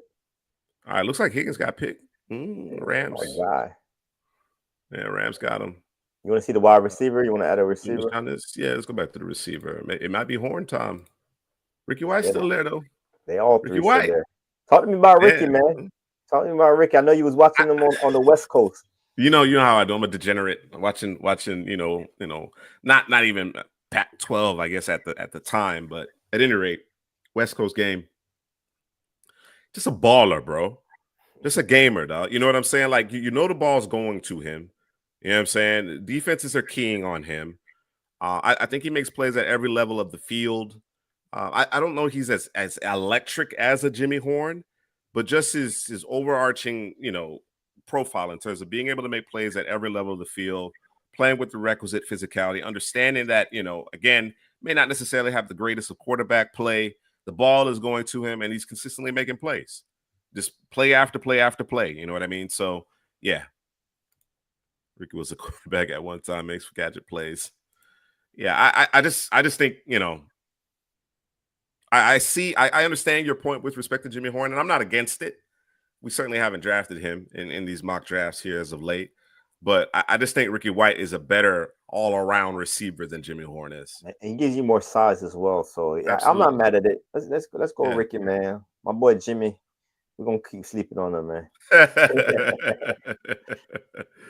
All right, Ricky White, our final selection here in this Bengals 7th-round mock draft. This was an interesting one, Hadley, because we went in with the notion that okay, they got a lot of areas that they need to address, right? And when you're entering the draft with a kind of a litany of needs, your thought process is, well, we need to add draft capital. We need to add draft picks. But instead, just given the way the board was unfolding, we decided to get one of the better football players in an area where I think they could stand to improve. Right? They're quote unquote top safety, and you can make an argument, but they're quote unquote top safety. Geno Stone just signed a 2-year deal, going to the last year of his contract, if I'm not mistaken, if I have that right. Malachi Starks is a top 5-6 player for me, bro, in this class. I think he's going to be terrific, and I think we're going to all be asking ourselves, well, how did he last as long as he did? He ends up in the teens, the late teens, early 20s. Everybody's going to ask a year or two from now, how did he last that long, right? And I just think we should know better by now. It's the You whole understand Brian what I'm Branch saying? thing again. It's the whole It's Brian the Branch whole thing Brian again. Branch situation. You know what I'm Yeah. saying? And when you talk about just kind of wow plays on their tape, Malachi Starks has more more pizzazz in terms of his tape. So while I still think everybody, all 32 teams, kind of screwed the pooch in terms of the Brian Branch situation, I don't expect Starks to get out of the first round. I don't. But again, if he's on the back end of the first round, I think that's probably a mistake, bro. I think it's probably a mistake. And again, we're going to have that conversation. At any rate, we took Malachi Starks 17th overall. Didn't necessarily have a trade down part. Actually, we did. We did. The Texans were the only team within the first round willing to do a deal, but we decided we didn't want to risk it. took Starks, and then we engaged the Washington Commanders, who are still trying to kind of round out their down line. Jonathan Allen has left. I know they want to bolster their edge rush, so we put Hendrickson out there, but they didn't really want to come off of that first round pick. So we did part with our second round selection, but in garnering those 20 spots, and then of course the flexibility in terms of the cap relief you get in terms of that trade, we're not expecting Hendrickson to sign a long-term deal. I think it's a foregone conclusion at this time. So we got what was best in terms of return for him at this point. And with that 29th overall pick, got your guy Nick Scoughton. And what is it that you like about Scoughton? Or rather, what is it that you see in Scoughton's game that is actually similar to Hendrickson? The hands. You know, some pass rushers, they win with bend and speed around the edge. And the others, they win with the hand technique, the counters, you know, the chops, the swim move. You know, he could do it all there. He has really nimble feet also. He's not the most sparky or rouse guy, the athletic guy, explosiveness. He's not very explosive, but he just wins with his hands, and he has nimble feet as well. Excellent in the run game as well. You know, he could set the edge for this football team. And yeah, man, I got my list of guys. I call them greasy guys that you don't want to play 60 minutes in a football game, and he's on the top of that list, man. And he's sliding down the board a little bit, but to me, he's a top 20 player in this class, and I think he's a plug-and-play guy. Hendrickson's out the door. You might not get the sack production like Hendrickson gives you, but Scoughton's an excellent football player there for the Bengals at pick 29. And you mentioned, 6-7 sacks. I think that's you're thinking in terms of a rookie here. I think as he gets more and more comfortable and continues to work on his craft, I think that number ticks up. You got to remember when he was at Purdue, he was much more effective in terms of his pass rush, not because he fell off or that he was playing in the SEC. It's just because of what he's being asked to do, right? What he's being asked to do in terms of getting after the passer kind of changed. His responsibility changed. So you didn't see quite as eye-popping pass rush totals this past year at A&M, but you got a good appreciation of what he can do as an all-around edge defender. Benjamin Morrison in the third round, again, we talked about it at length. We talked about it ad nauseum throughout the pre-draft process. We believe he's a top half of the first round prospect in this class, all things being equal, right? He's dealing with the torn labrum. Obviously, that's a significant injury for a corner. Expecting him to get healthy, but the secondary between Malachi Starks and Benjamin Morrison looks completely different. Really like what we have to offer at this point. A little bit of a trade down in the fourth round in day 3. Actually, we're able to tack on the second of 2 6th-round selections. We picked up Ricky White with that pick at the end there, just adding another receiver to the room. In that trade down, we ultimately came away with your boy, man, Femi Oladejo, right? You wanted to go back to the edge here. Ball of fire off the edge. Now you talk about comparing him to Scoughton, and we're talking about 2 different players now. We're talking about 2 different players, the way they move, the way they win, where Scoughton kind of leads with his hands. Oladejo has the twitch, you know what I'm saying, the quickness. He'll surprise you and give you a nice bull rush from time to time as well. But really intriguing pass rusher there. And again, we're kind of in a position now with Myles Murphy and Scoughton kind of being the lead dogs at edge. Oladejo can kind of be worked into, clear pass rush situations, give them a breather, you know what I'm saying, that type of thing. So I like that ad. Miles Frazier, again, just missed the 5th round for us in the PFF mock drafts. I think he's a day 2 prospect, might be the 3rd best interior offensive lineman in the class. You heard it here first. And then I really like the idea of doubling down, right? With Jonah Monheim and Jake Major still on the board, I think we can kind of get ahead of the curve in terms of really solidifying this interior offensive line by adding a Monheim to Frazier. And then, I know you wanted your guy. I know you wanted your guy at receiver, but we went with Ricky White. I think, again, he's a better all-around receiver. Not sure if T. Higgins is going to be on this roster. And if T. Higgins isn't on the roster, I would rather have Ricky White than Horn. Now, of course, I think you get a little bit more flexibility if they ultimately do keep T. Higgins, which seems to be in the cards. It seems to be a distinct possibility. So I like it. It wasn't a ton of picks, but I think we made the most of it. We absolutely made the most of it, all things considered. Yeah. Excellent, man. Yeah. Defense, man. The Bengals need to attack the defensive side of the football. We did that with the Defense, first round defense, pick. and offensive line. Yeah, From my perspective, yeah, it's the yeah, defense and the offensive line. Particularly if you keep in T. Higgins, you yeah. absolutely got to get your defense well, at least the front, the down line, and the secondary. You could certainly, and we didn't necessarily do it here in this mock draft. You can add a body to the second level of that defense, but the down line and the secondary for sure. And then, like I said, the interior of the offensive line. There's no reason Burrow should be taking as many hits as he's taking. There's no reason for that. Yeah, Burrow saved him a lot, man, because of Yeah. his feet. Burrow's the pocket presence has improved. Like he's always good at his pocket presence, but it looked like it took an extra step last season, and he saved that offensive line a lot, man. But like you said, we don't want Burrow doing that, playing and play out, running the football. We want to protect them. So getting Monheim and Mouse Frazier on the interior, I thought those was excellent picks, especially how late we got those guys. The value we got those guys in day 3. Right. And Mr. C saying, we gave up a second also, bro. So, we had to give up a second to get Henderson. So it was Henderson and a second. So we moved up like 20 picks to get that first round pick. So yeah, I think that's reasonable. Yeah, if you think about it from I know obviously you want to try to get the best deal for you, right? You'd love to have that second round pick, be more comfortable giving up a third round pick. I get all of that.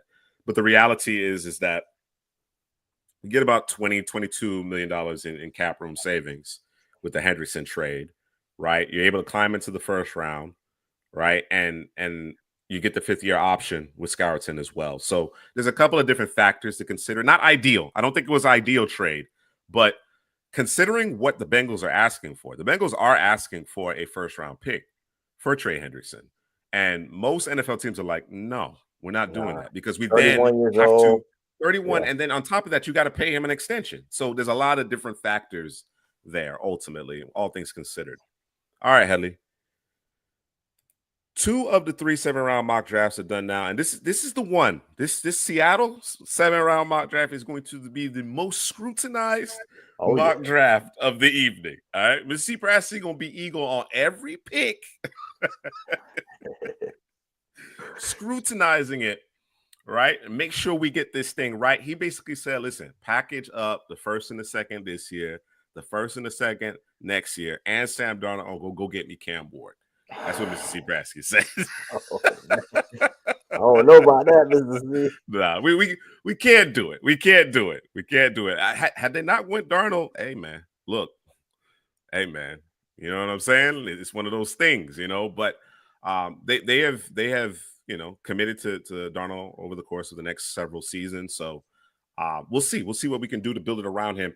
Speaking of the Seattle Seahawks, Haley, what are your thoughts? Based on what's transpired thus far in free agency, I think they're solid at the second level of defense. Mr. C. Preston called it.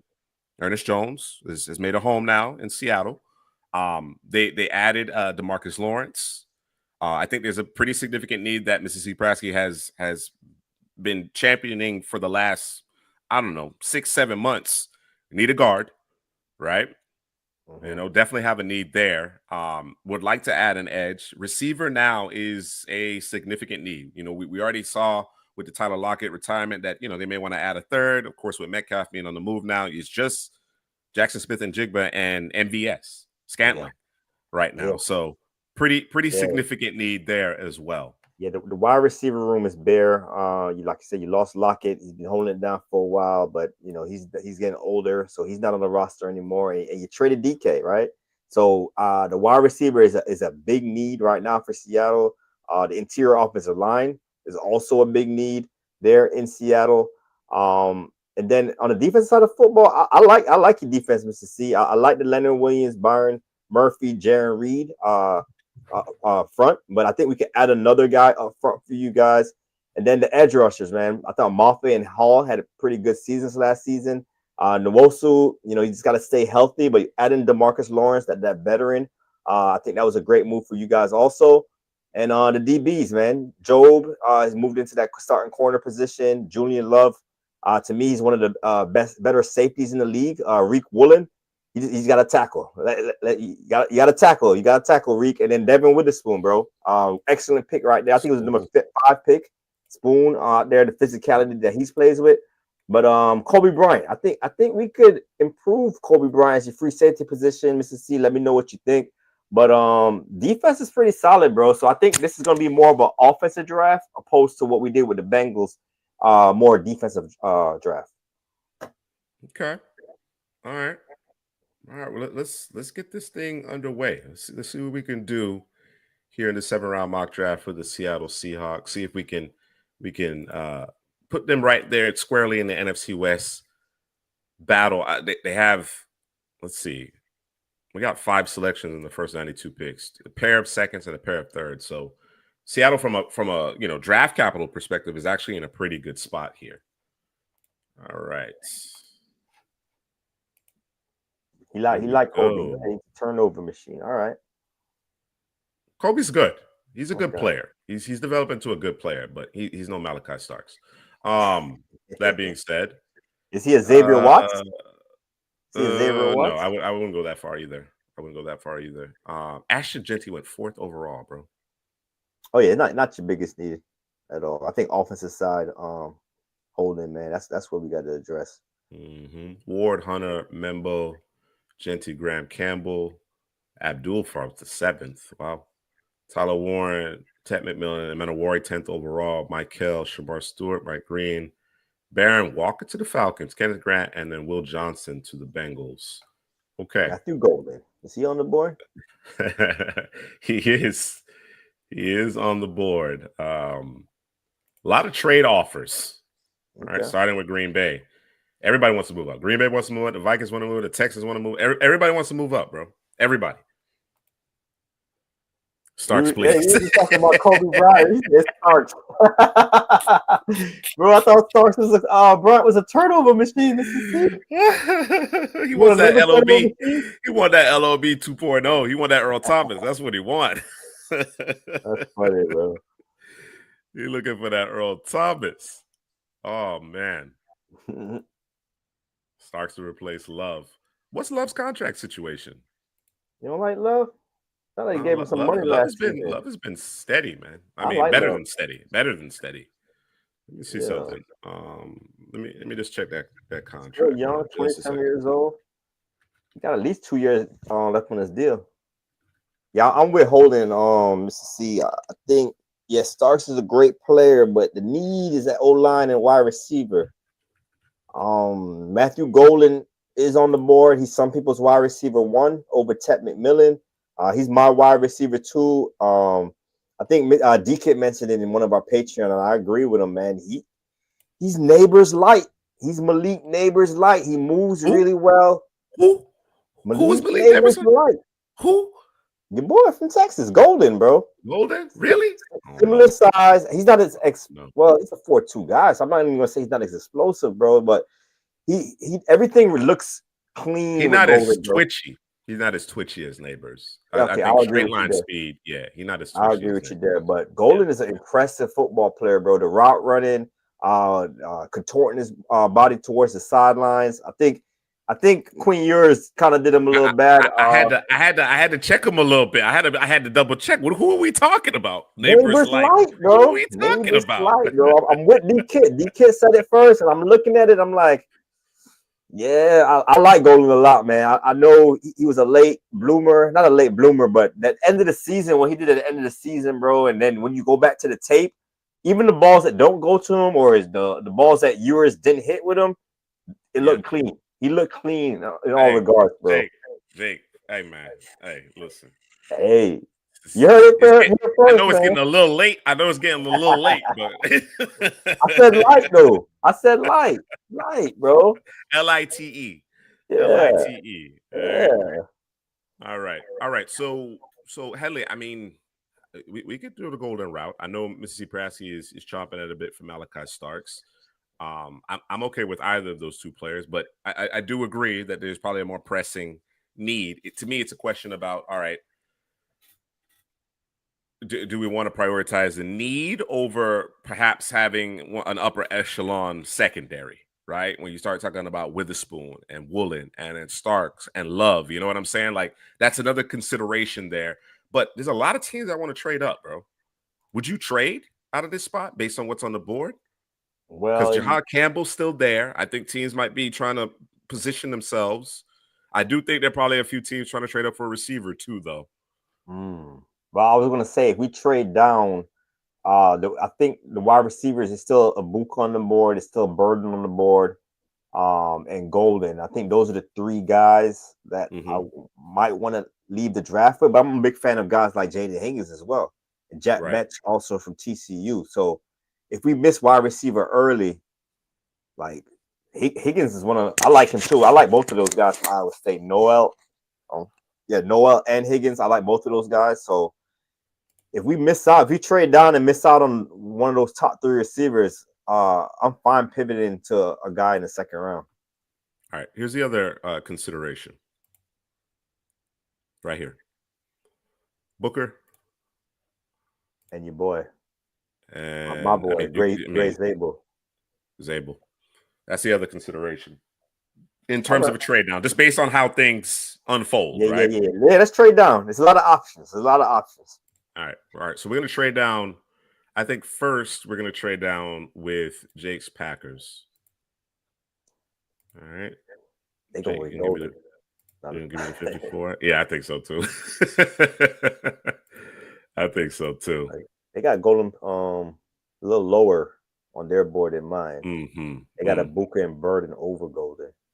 Yeah, I know this is not how the Packers typically do it. They really covet their draft picks, but PFF Simulator is suggesting otherwise. So we're going to take the 23rd overall pick. We're going to drop 5 spots. We're going to pick up a 3rd and a 4th here.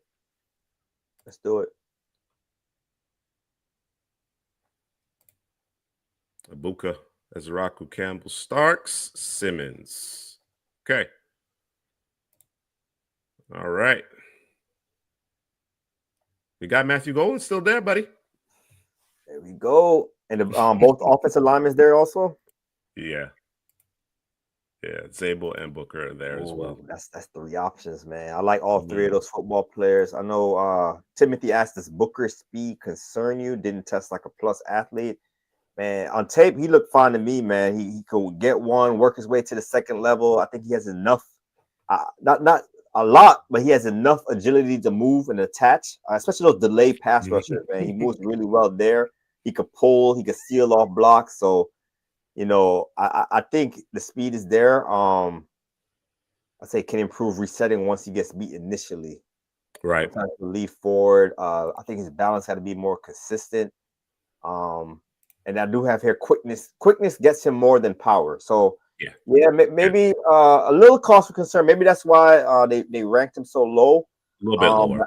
I'm here with Booker. I'm still here thinking Booker's a first-round talent, man. Still interior offensive line number 1. I know Greg Zabel is coming close. He's getting close to him there, but I still have Booker number 1 there. Holden's saying trade down again. The only 2 trade partners we have would be the Jets and their next selection at 42, and then the Falcons. So I think that's just it's out of the question. If we're going Gray Zabel, we'd be going Gray Zabel here. We got to make a decision right now: Booker, Zabel, or Golden. How many picks do we had? 10 going in. Now you have 1, 2, 3, 4, 5, 6, 7, 8. Yeah, it should be 12. 9, 10, 11, 12. Yep. Let me tell you my thought process here. All right, talk to me. Wait. Before you wax, I just want to address Jake. Jake said we fleecing the Packers. Listen, Jake. Listen, it's the art of the deal. 10 teams wanted to trade up, Jake. You had to pay up. There were 10 teams calling us. You know what I'm saying? Plus your NFC foe. You know what I mean? Like, you had to pay up, man. All right, go ahead, Ellie. All right, there's another question I have. Dana asked, do we have Zabel over Donovan Jackson? I have, looking at my thing, I had Jackson as a 34th player and Zabel as a 27th player. So, yeah, I have Zabel over Donovan Jackson. I have Booker over both of them. But my thought process here is because of the draft, I think we could get a quality wide receiver with our next pick. So I will prioritize either Zabel or Booker. Even though I like Golden a lot, I just think we can get a nice quality receiver in the second round for Seattle. Okay. I understand that. So, Mississippi Brassy, Booker or Zabel? Talk to us. Yeah, let us know. Yeah, he said I see your point there, Hadley. I see your point there, right? We could get a picks to trade back up since we have 12 draft picks. Maybe we could No, we could. We could get aggressive if you wanna perhaps grab Golden here. and then trade up for one of those interior offensive linemen. Right.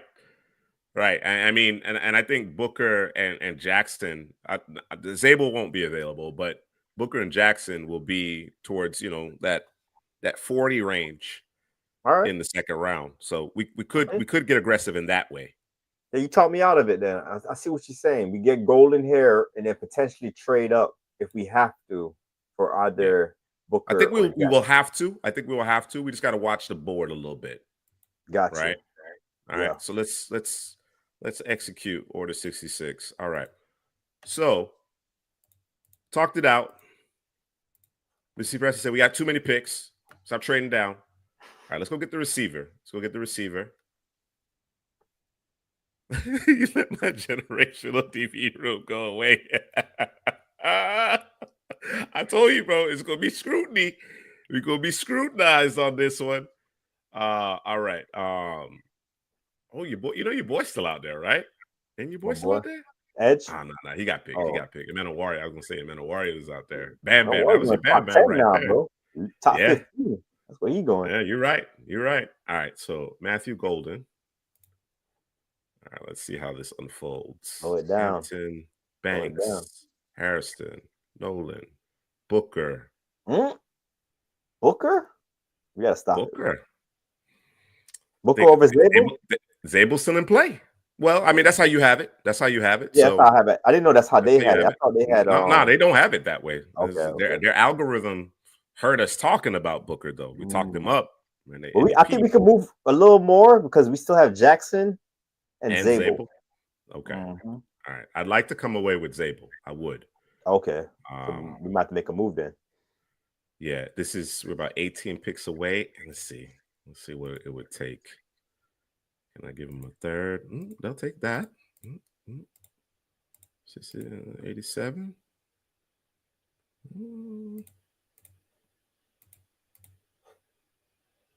Give up the 50 and the 87 to trade up into the first. Go get Zabel. I'm with it. All right, let's do it. 50-year option. Trade for the 50-year option. Holden is like, hey, give me Zabel. All right, let's do it. And Zabel offers a lot of flexibility, guard, center, tackle. He could do it all. And that's what Seattle needs, right? They need a guy that could potentially play all 5 positions. We saw him at the Senior Bowl. He was a standout there. He might have been the best player at the Senior Bowl, man. I love his tape, man. Get my notes on him, man, because I was talking about him before the Senior Bowl, bro. I love how he explodes off the snap with physicality. Smooth in his back pedal, so I think he's efficient in the run and the pass game. Good blend of speed and power. Nastiness, man. If you want an offensive lineman, one of the best traits is just being nasty on the football field. He's super nasty. And then from a tech speed standpoint, I just think his lower and upper half it works in unison. Sometimes you have one of those offensive linemen that has the top half but not the bottom, has the bottom half but not the top. I think he's a perfect blend of all of that, man. And like I said, that versatility is big, especially in Seattle, man, because they have needs all across that offensive line. Gotcha. We had a few guys that we kind of think will end up in the first round, slide into the second round. Jaden Higgins was actually the first pick in the second round, followed by Azarea. He seems to be climbing a little bit. Derek Harmon and Pierce scouts and the guys that have slid a little bit. We're in a unique spot here because I think you can go get your receiver, right? If you want to. There's still some really intriguing players. Shador's still out there. Shador's still out there. What are you doing, bro? Shador. Make the pick, bro. Bro, you just paid Darnold all that money, bro. You don't care? You don't care? Hey, Kirk Cousins got paid a lot of money too, right? Yeah, he did. And you took a quarterback in the first. What are we doing? Quarterback in the first. Oh man, might as well take Shador. What? That's disrespect, bro. It is disrespect. All right. Let's see. Yeah. All right. A bit of a curveball in this one. I wasn't anticipating Shador here. He must have rubbed a lot of people the wrong way. Hey, man. Hey. Shador is not realistic. I tend to agree with you. I tend to agree with you. So I'm Okay. thinking in the interest of being realistic. Realistic. Got you. I All think right, in the bro. interest of being realistic. All right. Um, we won't go Shador here. Okay. Unless the chat feels strongly about it, I don't think we go Shador. So what other direction? I was thinking receiver at this point. You know, that Trey Harris guy. I know PFF's a little down on him, but I think he'd be a nice Oh yeah. replacement. I think he'd be a nice Yeah. replacement. Yeah, I agree. I agree. You got JSN on the inside. You got Trey Harris on the outside. You're right, Could Mr. stretch C. the field. Could stretch the field. So Yeah. yeah, I'm down for Trey Harris right here, man. And I Any think he's other improved name? his route running too. This last season at Ole Miss, that was one of the boxes I want to check for Trey Harris. But Yeah. he's smooth, man. He's a smooth player. Can beat you deep. Can beat you across the middle of the field, intermediate also. So, and he has the run after catch ability as well. So you can throw it to him short as well too. So I think he's a pretty Right. complete receiver, man. And people are, I guess, knocking him for the speed, but he got football speed, man. Everyone's not going to be a No, four he's three, stacked. four He two guy. stacked DBs. He stacked Yeah. DBs consistently. Mississippi Presky, I think this point that you're making here in terms of who Seattle spoke to, I think based on where they're selecting, especially with that pair of second round picks, that makes sense. That makes sense. I don't think Trey Harris is going to be available this late in the second round. I do think there's a distinct possibility he slides to the second, but we're getting into the latter parts of the second. I don't think he's going to last that long. So, yeah, let's go Trey Harris, man. Get your X. Let JSN do his thing as the Z, as the slot. You know what I'm saying? Get your X here and Trey Harris. Let's go. Okay. Trey Harris it is. Got a pair of third round picks still. Oh, we got Golden, bro. I forgot we had Golden. Oh, oh, What? You talking Trey Harris? Hey, double up. We just Double stacked up, y'all, bro. man. Yeah. Double up, bro. All right. Let's do it, man. I think we can go defense now. Oh, yeah.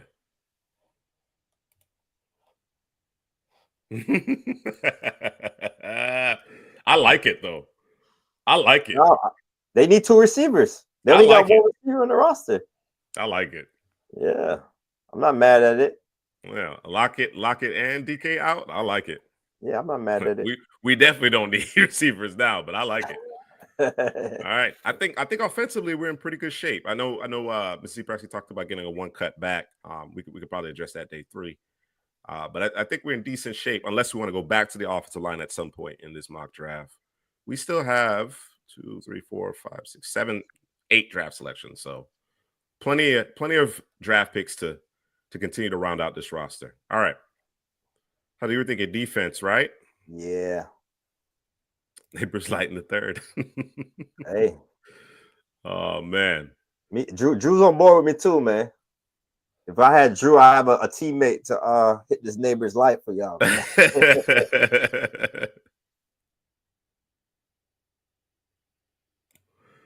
I'm just saying if we don't take Shador because it's not realistic, we take Harris, that isn't realistic too. Maybe not. You might have a point. I actually like it though. I like it. To come away with Golden and Harris on top of a trade up to get Zabel. I think as far as your skill positions are concerned, and primarily from an offensive line perspective, you're in great shape. Mm-hmm. But I do think there's kind of a pretty, there's some polarity with Trey Harris's draft stock here, right? I think while I would be comfortable probably selecting Trey Harris towards the bottom of the first round, I think there's a distinct possibility he's, more of a top 50 guy in the minds of certain organizations. So I'm okay with it. Okay. What do you think is the biggest need on the defensive side for the Seahawks? Defensive line? Yeah, I think you can go based on the Ernest Jones signing. They brought in Lawrence. I think they could probably use another down lineman. Mm-hmm. They could use another down lineman, as Mr. C. Prassi mentioned, an interior type of guy. Edge. I would go. I would go anything along the front. See Dion Walker name right there. Yeah, you know how I feel about him. You already know. You already know how I feel about him. As you got C.J. West, Jamari Dion Caldwell, Walker. Big East, Walker. Yeah, third corner. What the corners look like? Kobe Dorian Bryant, Noah Strong, Williams, Kobe Dorian Bryant. Strong, I think we need Quincy more of an Riley. outside guy, right? Because Witherspoon's playing on the inside. Yeah, Noah Williams, bro. Noah Williams, yeah, I like Noah Williams. He fit that I like mold. Noah Williams. Yeah, we can get him one of those third round picks, or you think you can't push it to the fourth, can we? Who's that? No. Noah Williams. For Noah Williams. I think so, but let's say he's not there. You could Quincy pivot to Riley. a Quincy Riley. You could Yeah, pivot to a Quincy Quincy Riley. Riley. All right. I'm fine Yeah. with that. Okay. We talked about Edge, Birch, Rucker, Robinson, Gelati, Walker, Sorrell. There's Odejo, Savion Jones, Powell Ryland. Let's go D tackle. Let's go D tackle. Let's go with the guy, man. Dion Walker. Or do we go in a different direction and come back 92 for the D tackle? Mm. We'll be at 123. Hold on, let me see your running back position, bro. Harvey Giddens, Neil Blue, Martinez. Yeah, big fans of Martinez here at CPGM. Oh, I know absolutely. Gene having me as his top 5 running back. I got him right there at 6, so he's a borderline top 5 guy for me. So Yeah. high on Martinez. All right, let's do the Walker thing, and then we'll reassess here at 92. Big D on Walker. Shouldn't get out of the top 50 picks, bro. You really shouldn't. Let me actually look at the draft board. All right, so between the Walker selection, we had Milroe, Trapillo, John Royals, Harvey Birch, Bo Castro, Bossa, Giddens.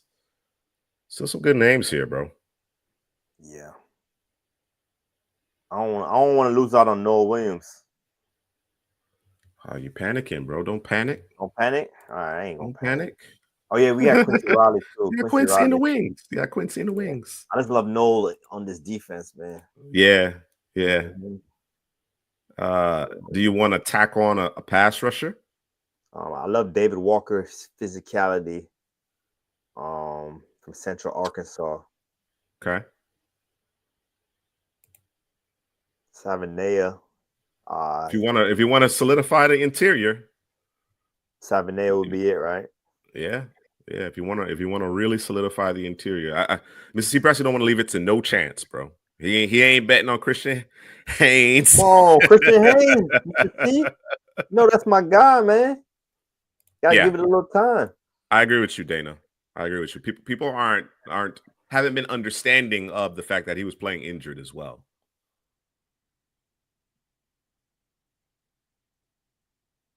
Yeah, that second round pick is a happy mistake in my mind, bro.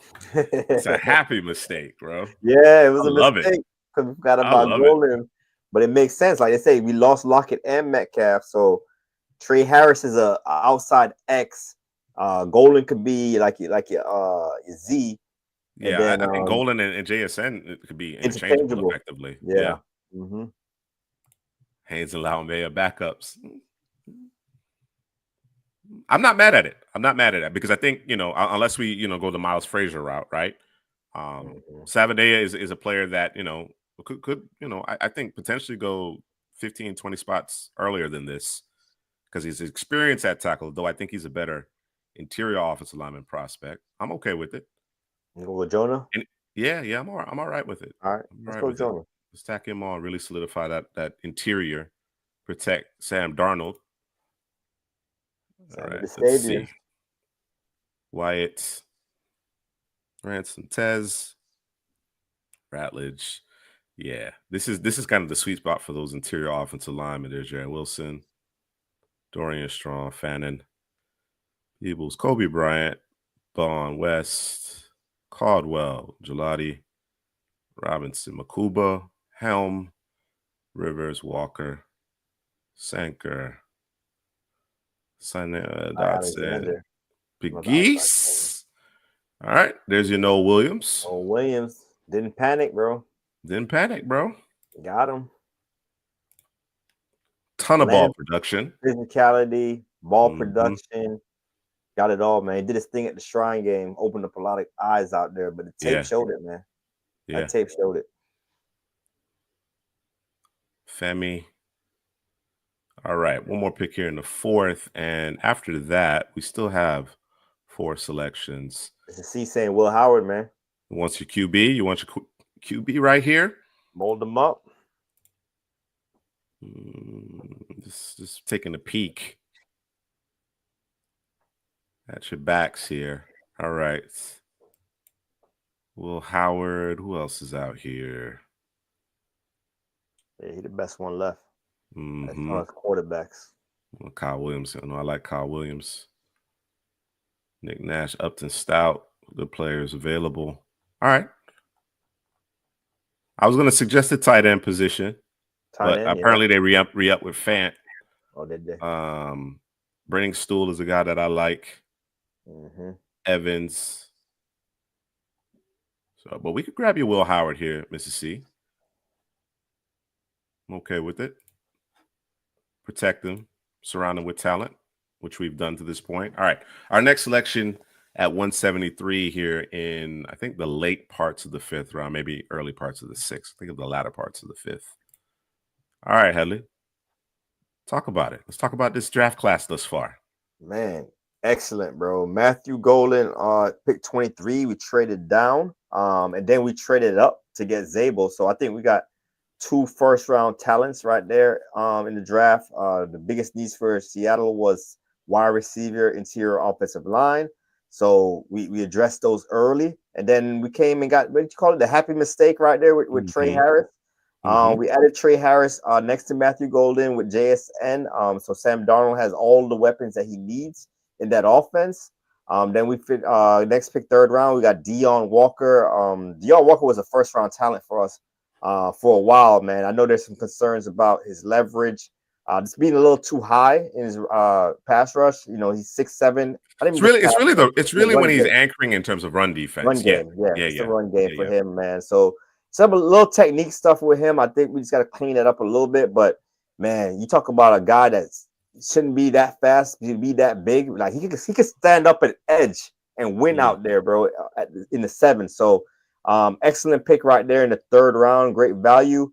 Then we added Jonah next to him and Zabel as the 2 guards for this football team. Both of those guys played tackle in college, but we're going to move them to the inside. That zone scheme that they're running, I think those guys are perfect matches for that zone scheme in Seattle. And then Noah Williams, man, the big, tall, physical corner on the outside with ball production. This reminds me of those old Seattle corners back in the days, man. So I just love the fit there in Seattle. And then we went and Will Howard. You know, we just signed Sammy Darnold to a deal. What was it? Was it a 2-year deal with Sam Darnold? It's 2 years guaranteed. I think it's 3 years, $100 million, but it's 2 years guaranteed. So we molding up Will Howard, man. You know, he has 2 years, 3 years to get ready to be the eventual starter for this football team. And if Sam Darnold works out well and he does great and we extend him, I think Will Howard could be like a trade piece. You know, we've seen a lot of teams do that.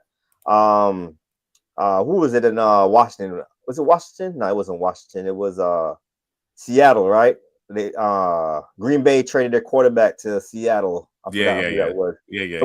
We've seen that a lot of times in the NFL. So it's a good problem to have, man. So we drafted Will Howard there in the 4th round, and now we are in the 5th round, man. And I'm thinking edge, or maybe we go grab Mississippi Praski's Taj Brooks at this point. He wants Taj? Yeah. Kenneth Walker can't stay healthy. Trade, right? Yes, he was, Timothy. Sam Howell is another guy. There you go. That's probably who I was thinking when I said Commander. Yeah, you're going back a little further. Yeah, I went ultimately got beat out by Russell. Yeah, and they got beat out by way Russell. Back. Yeah.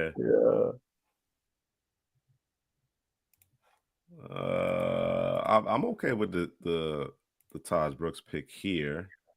Caleb Ransall ran really well at the combine. Malachi Moore, Dante Trader. You like Trader? You like Trader, don't you? Yeah, I like what he showed at the Senior Bowl.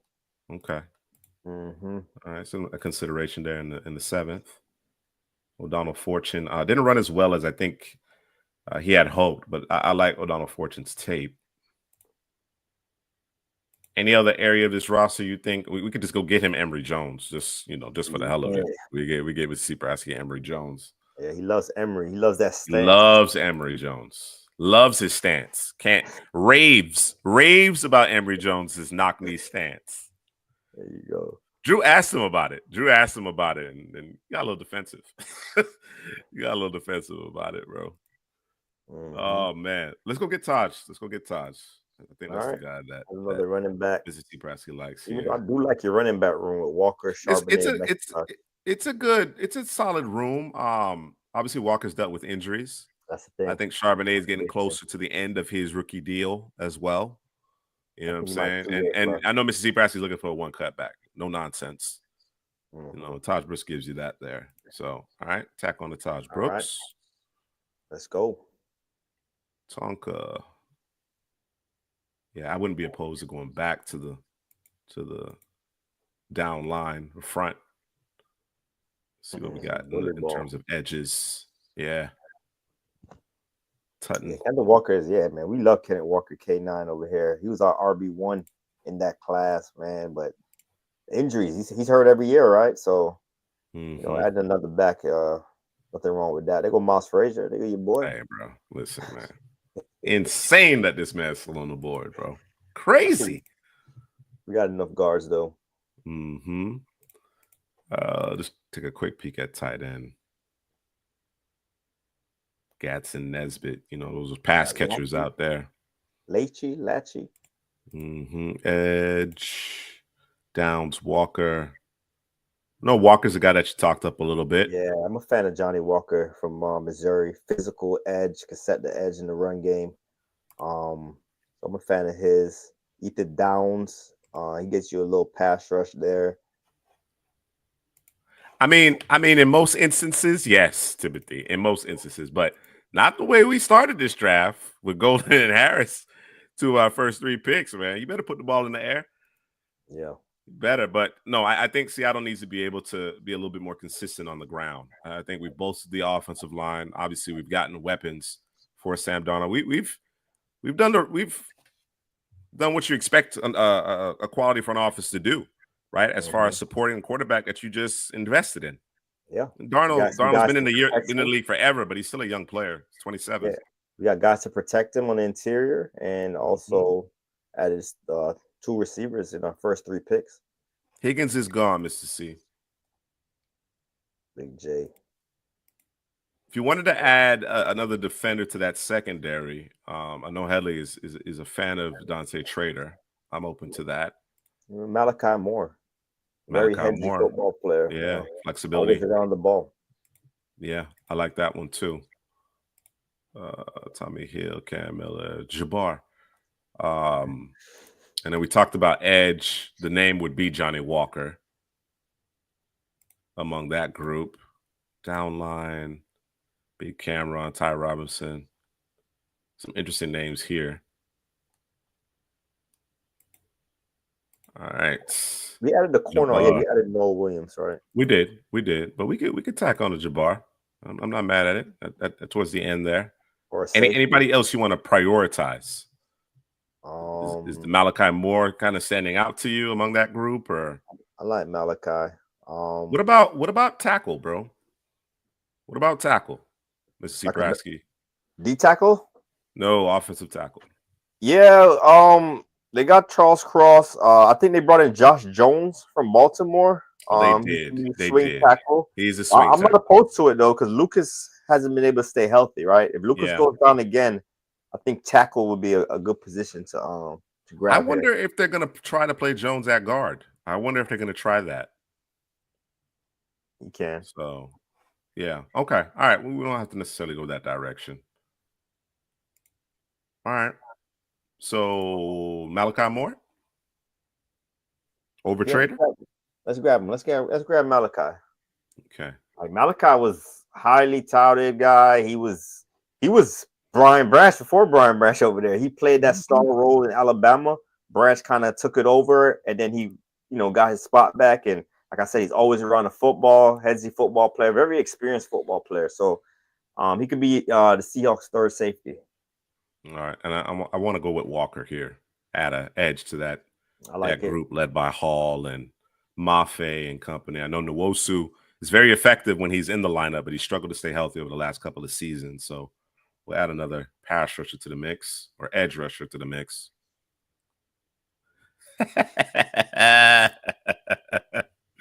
We got you one. We got you a Malachi. It wasn't the Malachi. It was the Malachi. But we got you a Malachi. SEC? They both SEC? Come on. Good, man. Oh, man. All right. And then I think with the last pick, Jabbar. Let's do it. Let's do it. All right. Okay. Was valid because the character issues coaching staff handle that, Mrs. C. The great Malachi. All right. So we were busy. We were busy in this Seahawks 7-round mock draft. Obviously, some disagreements from our audience, but I think overall we were able to kind of nab a few players that you both Holden and Mrs. C. Prasky coveted. We wanted to ensure that we provided an environment that was conducive to Sam Darnold's success, right? Sam Darnold, I'm gonna call it what it is.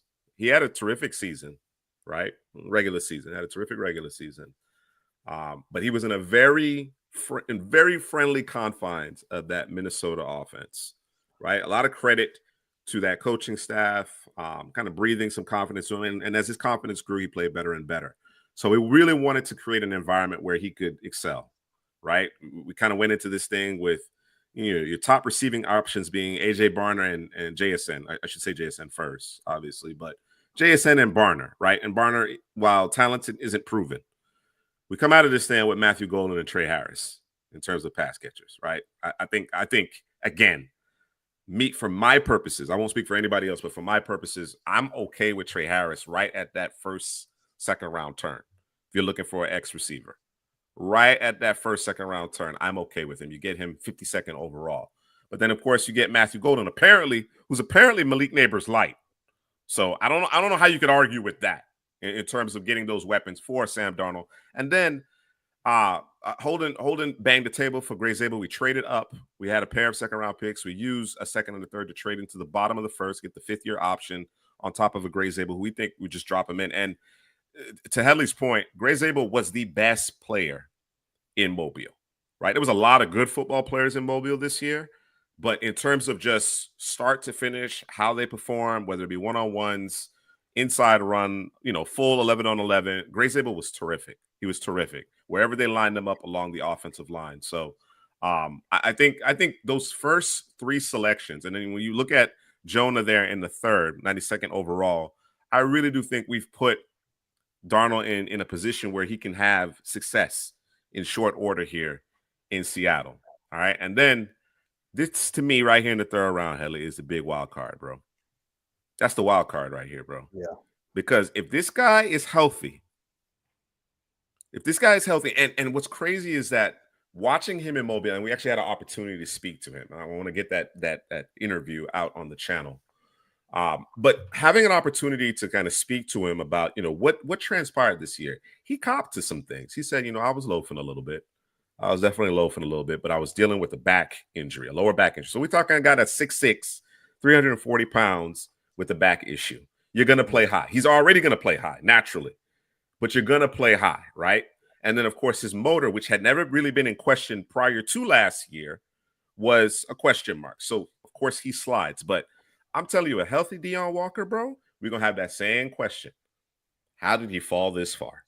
How was he available on day 2, late day 2, going into the third round, almost the fourth round? How was he available? I think we're going to have that same conversation. And he said, well, while I'm capable of playing anywhere on the line all the way out to a 7, I'm a 3 tech. That is where I do my best work. You know what I'm saying? And I agree with him. I agree with him. Even in an odd man front, when you get in an obvious passing situation, you don't have to take this guy off the field, right? This is not a 2-down player. It's a difference maker in my mind. So really love that selection there for the Seahawks on top of Noah Williams. You know, you talked about it. And Headley, I want to get your thoughts. You're the corner. I want to get your thoughts, further thoughts, additional thoughts on Noah Williams, what he could be in this defense. He could be a starting caliber corner. To get a starting caliber corner in the 4th round, I know Joe played well to the end of last season, but you know, Noah Williams is a guy that has a size, he has a physicality, and what he does really well on the boundary is use that sideline as an extra defender. So you know, he has that going for him, and he's one of the rare corners that will come up, tackle, make a hit. I know somebody on the X said he might be the best tackling corner in the class. I don't know if I'm gonna go that far, but man, he's a terrific tackler. And as a cornerback position, Seattle knows they got a guy on the outside that not really he doesn't really want to tackle in Reek Woolen. So to add a Noah Williams there that could come in, tackle, play coverage, attack the ball in the air, and has the size, I think he could be a starter. I think he can be a starter eventually at the next level, if not right away. You know, we'll see what Job's doing over there, but Noah Williams a great pick there. And then we went and got the backup quarterback Will Howard. I mentioned it before that. Hey, Sammy D got 2 years guaranteed. You know, you got a guy that we could develop behind him and move into the starting position. If Sammy D does well, then we could potentially move Will Howard. So I think it's a win-win situation there for Seattle at the quarterback position, adding more depth behind Darnold. And then after that, we went and got Taj Brooks, you know, physical. I call him like a bowling ball type running back. Just bounces off of tacklers, no nonsense, north-south guy. And I think that's really well. You know, Walker likes to get to the edge, use his speed. And, you know, Charbonnet also, I think Charbonnet is really good in the passing game. And he runs physical. You know, Charbonnet has underrated wiggle. You know, he's a bigger back, has underrated wiggle. And I think Taj Brooks is similar. I think Taj Brooks is similar where he's a bigger back with underrated wiggle and can break tackles also. So, and then we got Malachi Starks, another guy in the DB room, experienced football player, always around the football, play that star position at Alabama. I think people are kind of sleeping on Malachi Moore. I said Starks. Did I say Starks earlier? Malachi Starks? You might have said Starks. My bad, You might have said Starks. Salt in the wound. Malachi Moore, man. So yeah, that's another add to your safety room. He'd be the 3rd safety on the roster. Johnny Walker. This guy's a physical edge.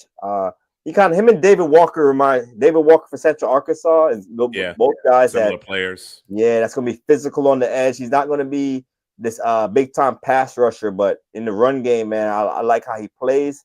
And then we finished off with Jabbar Muhammad, man. We have to, bro. Like, he's getting disrespected because of his size.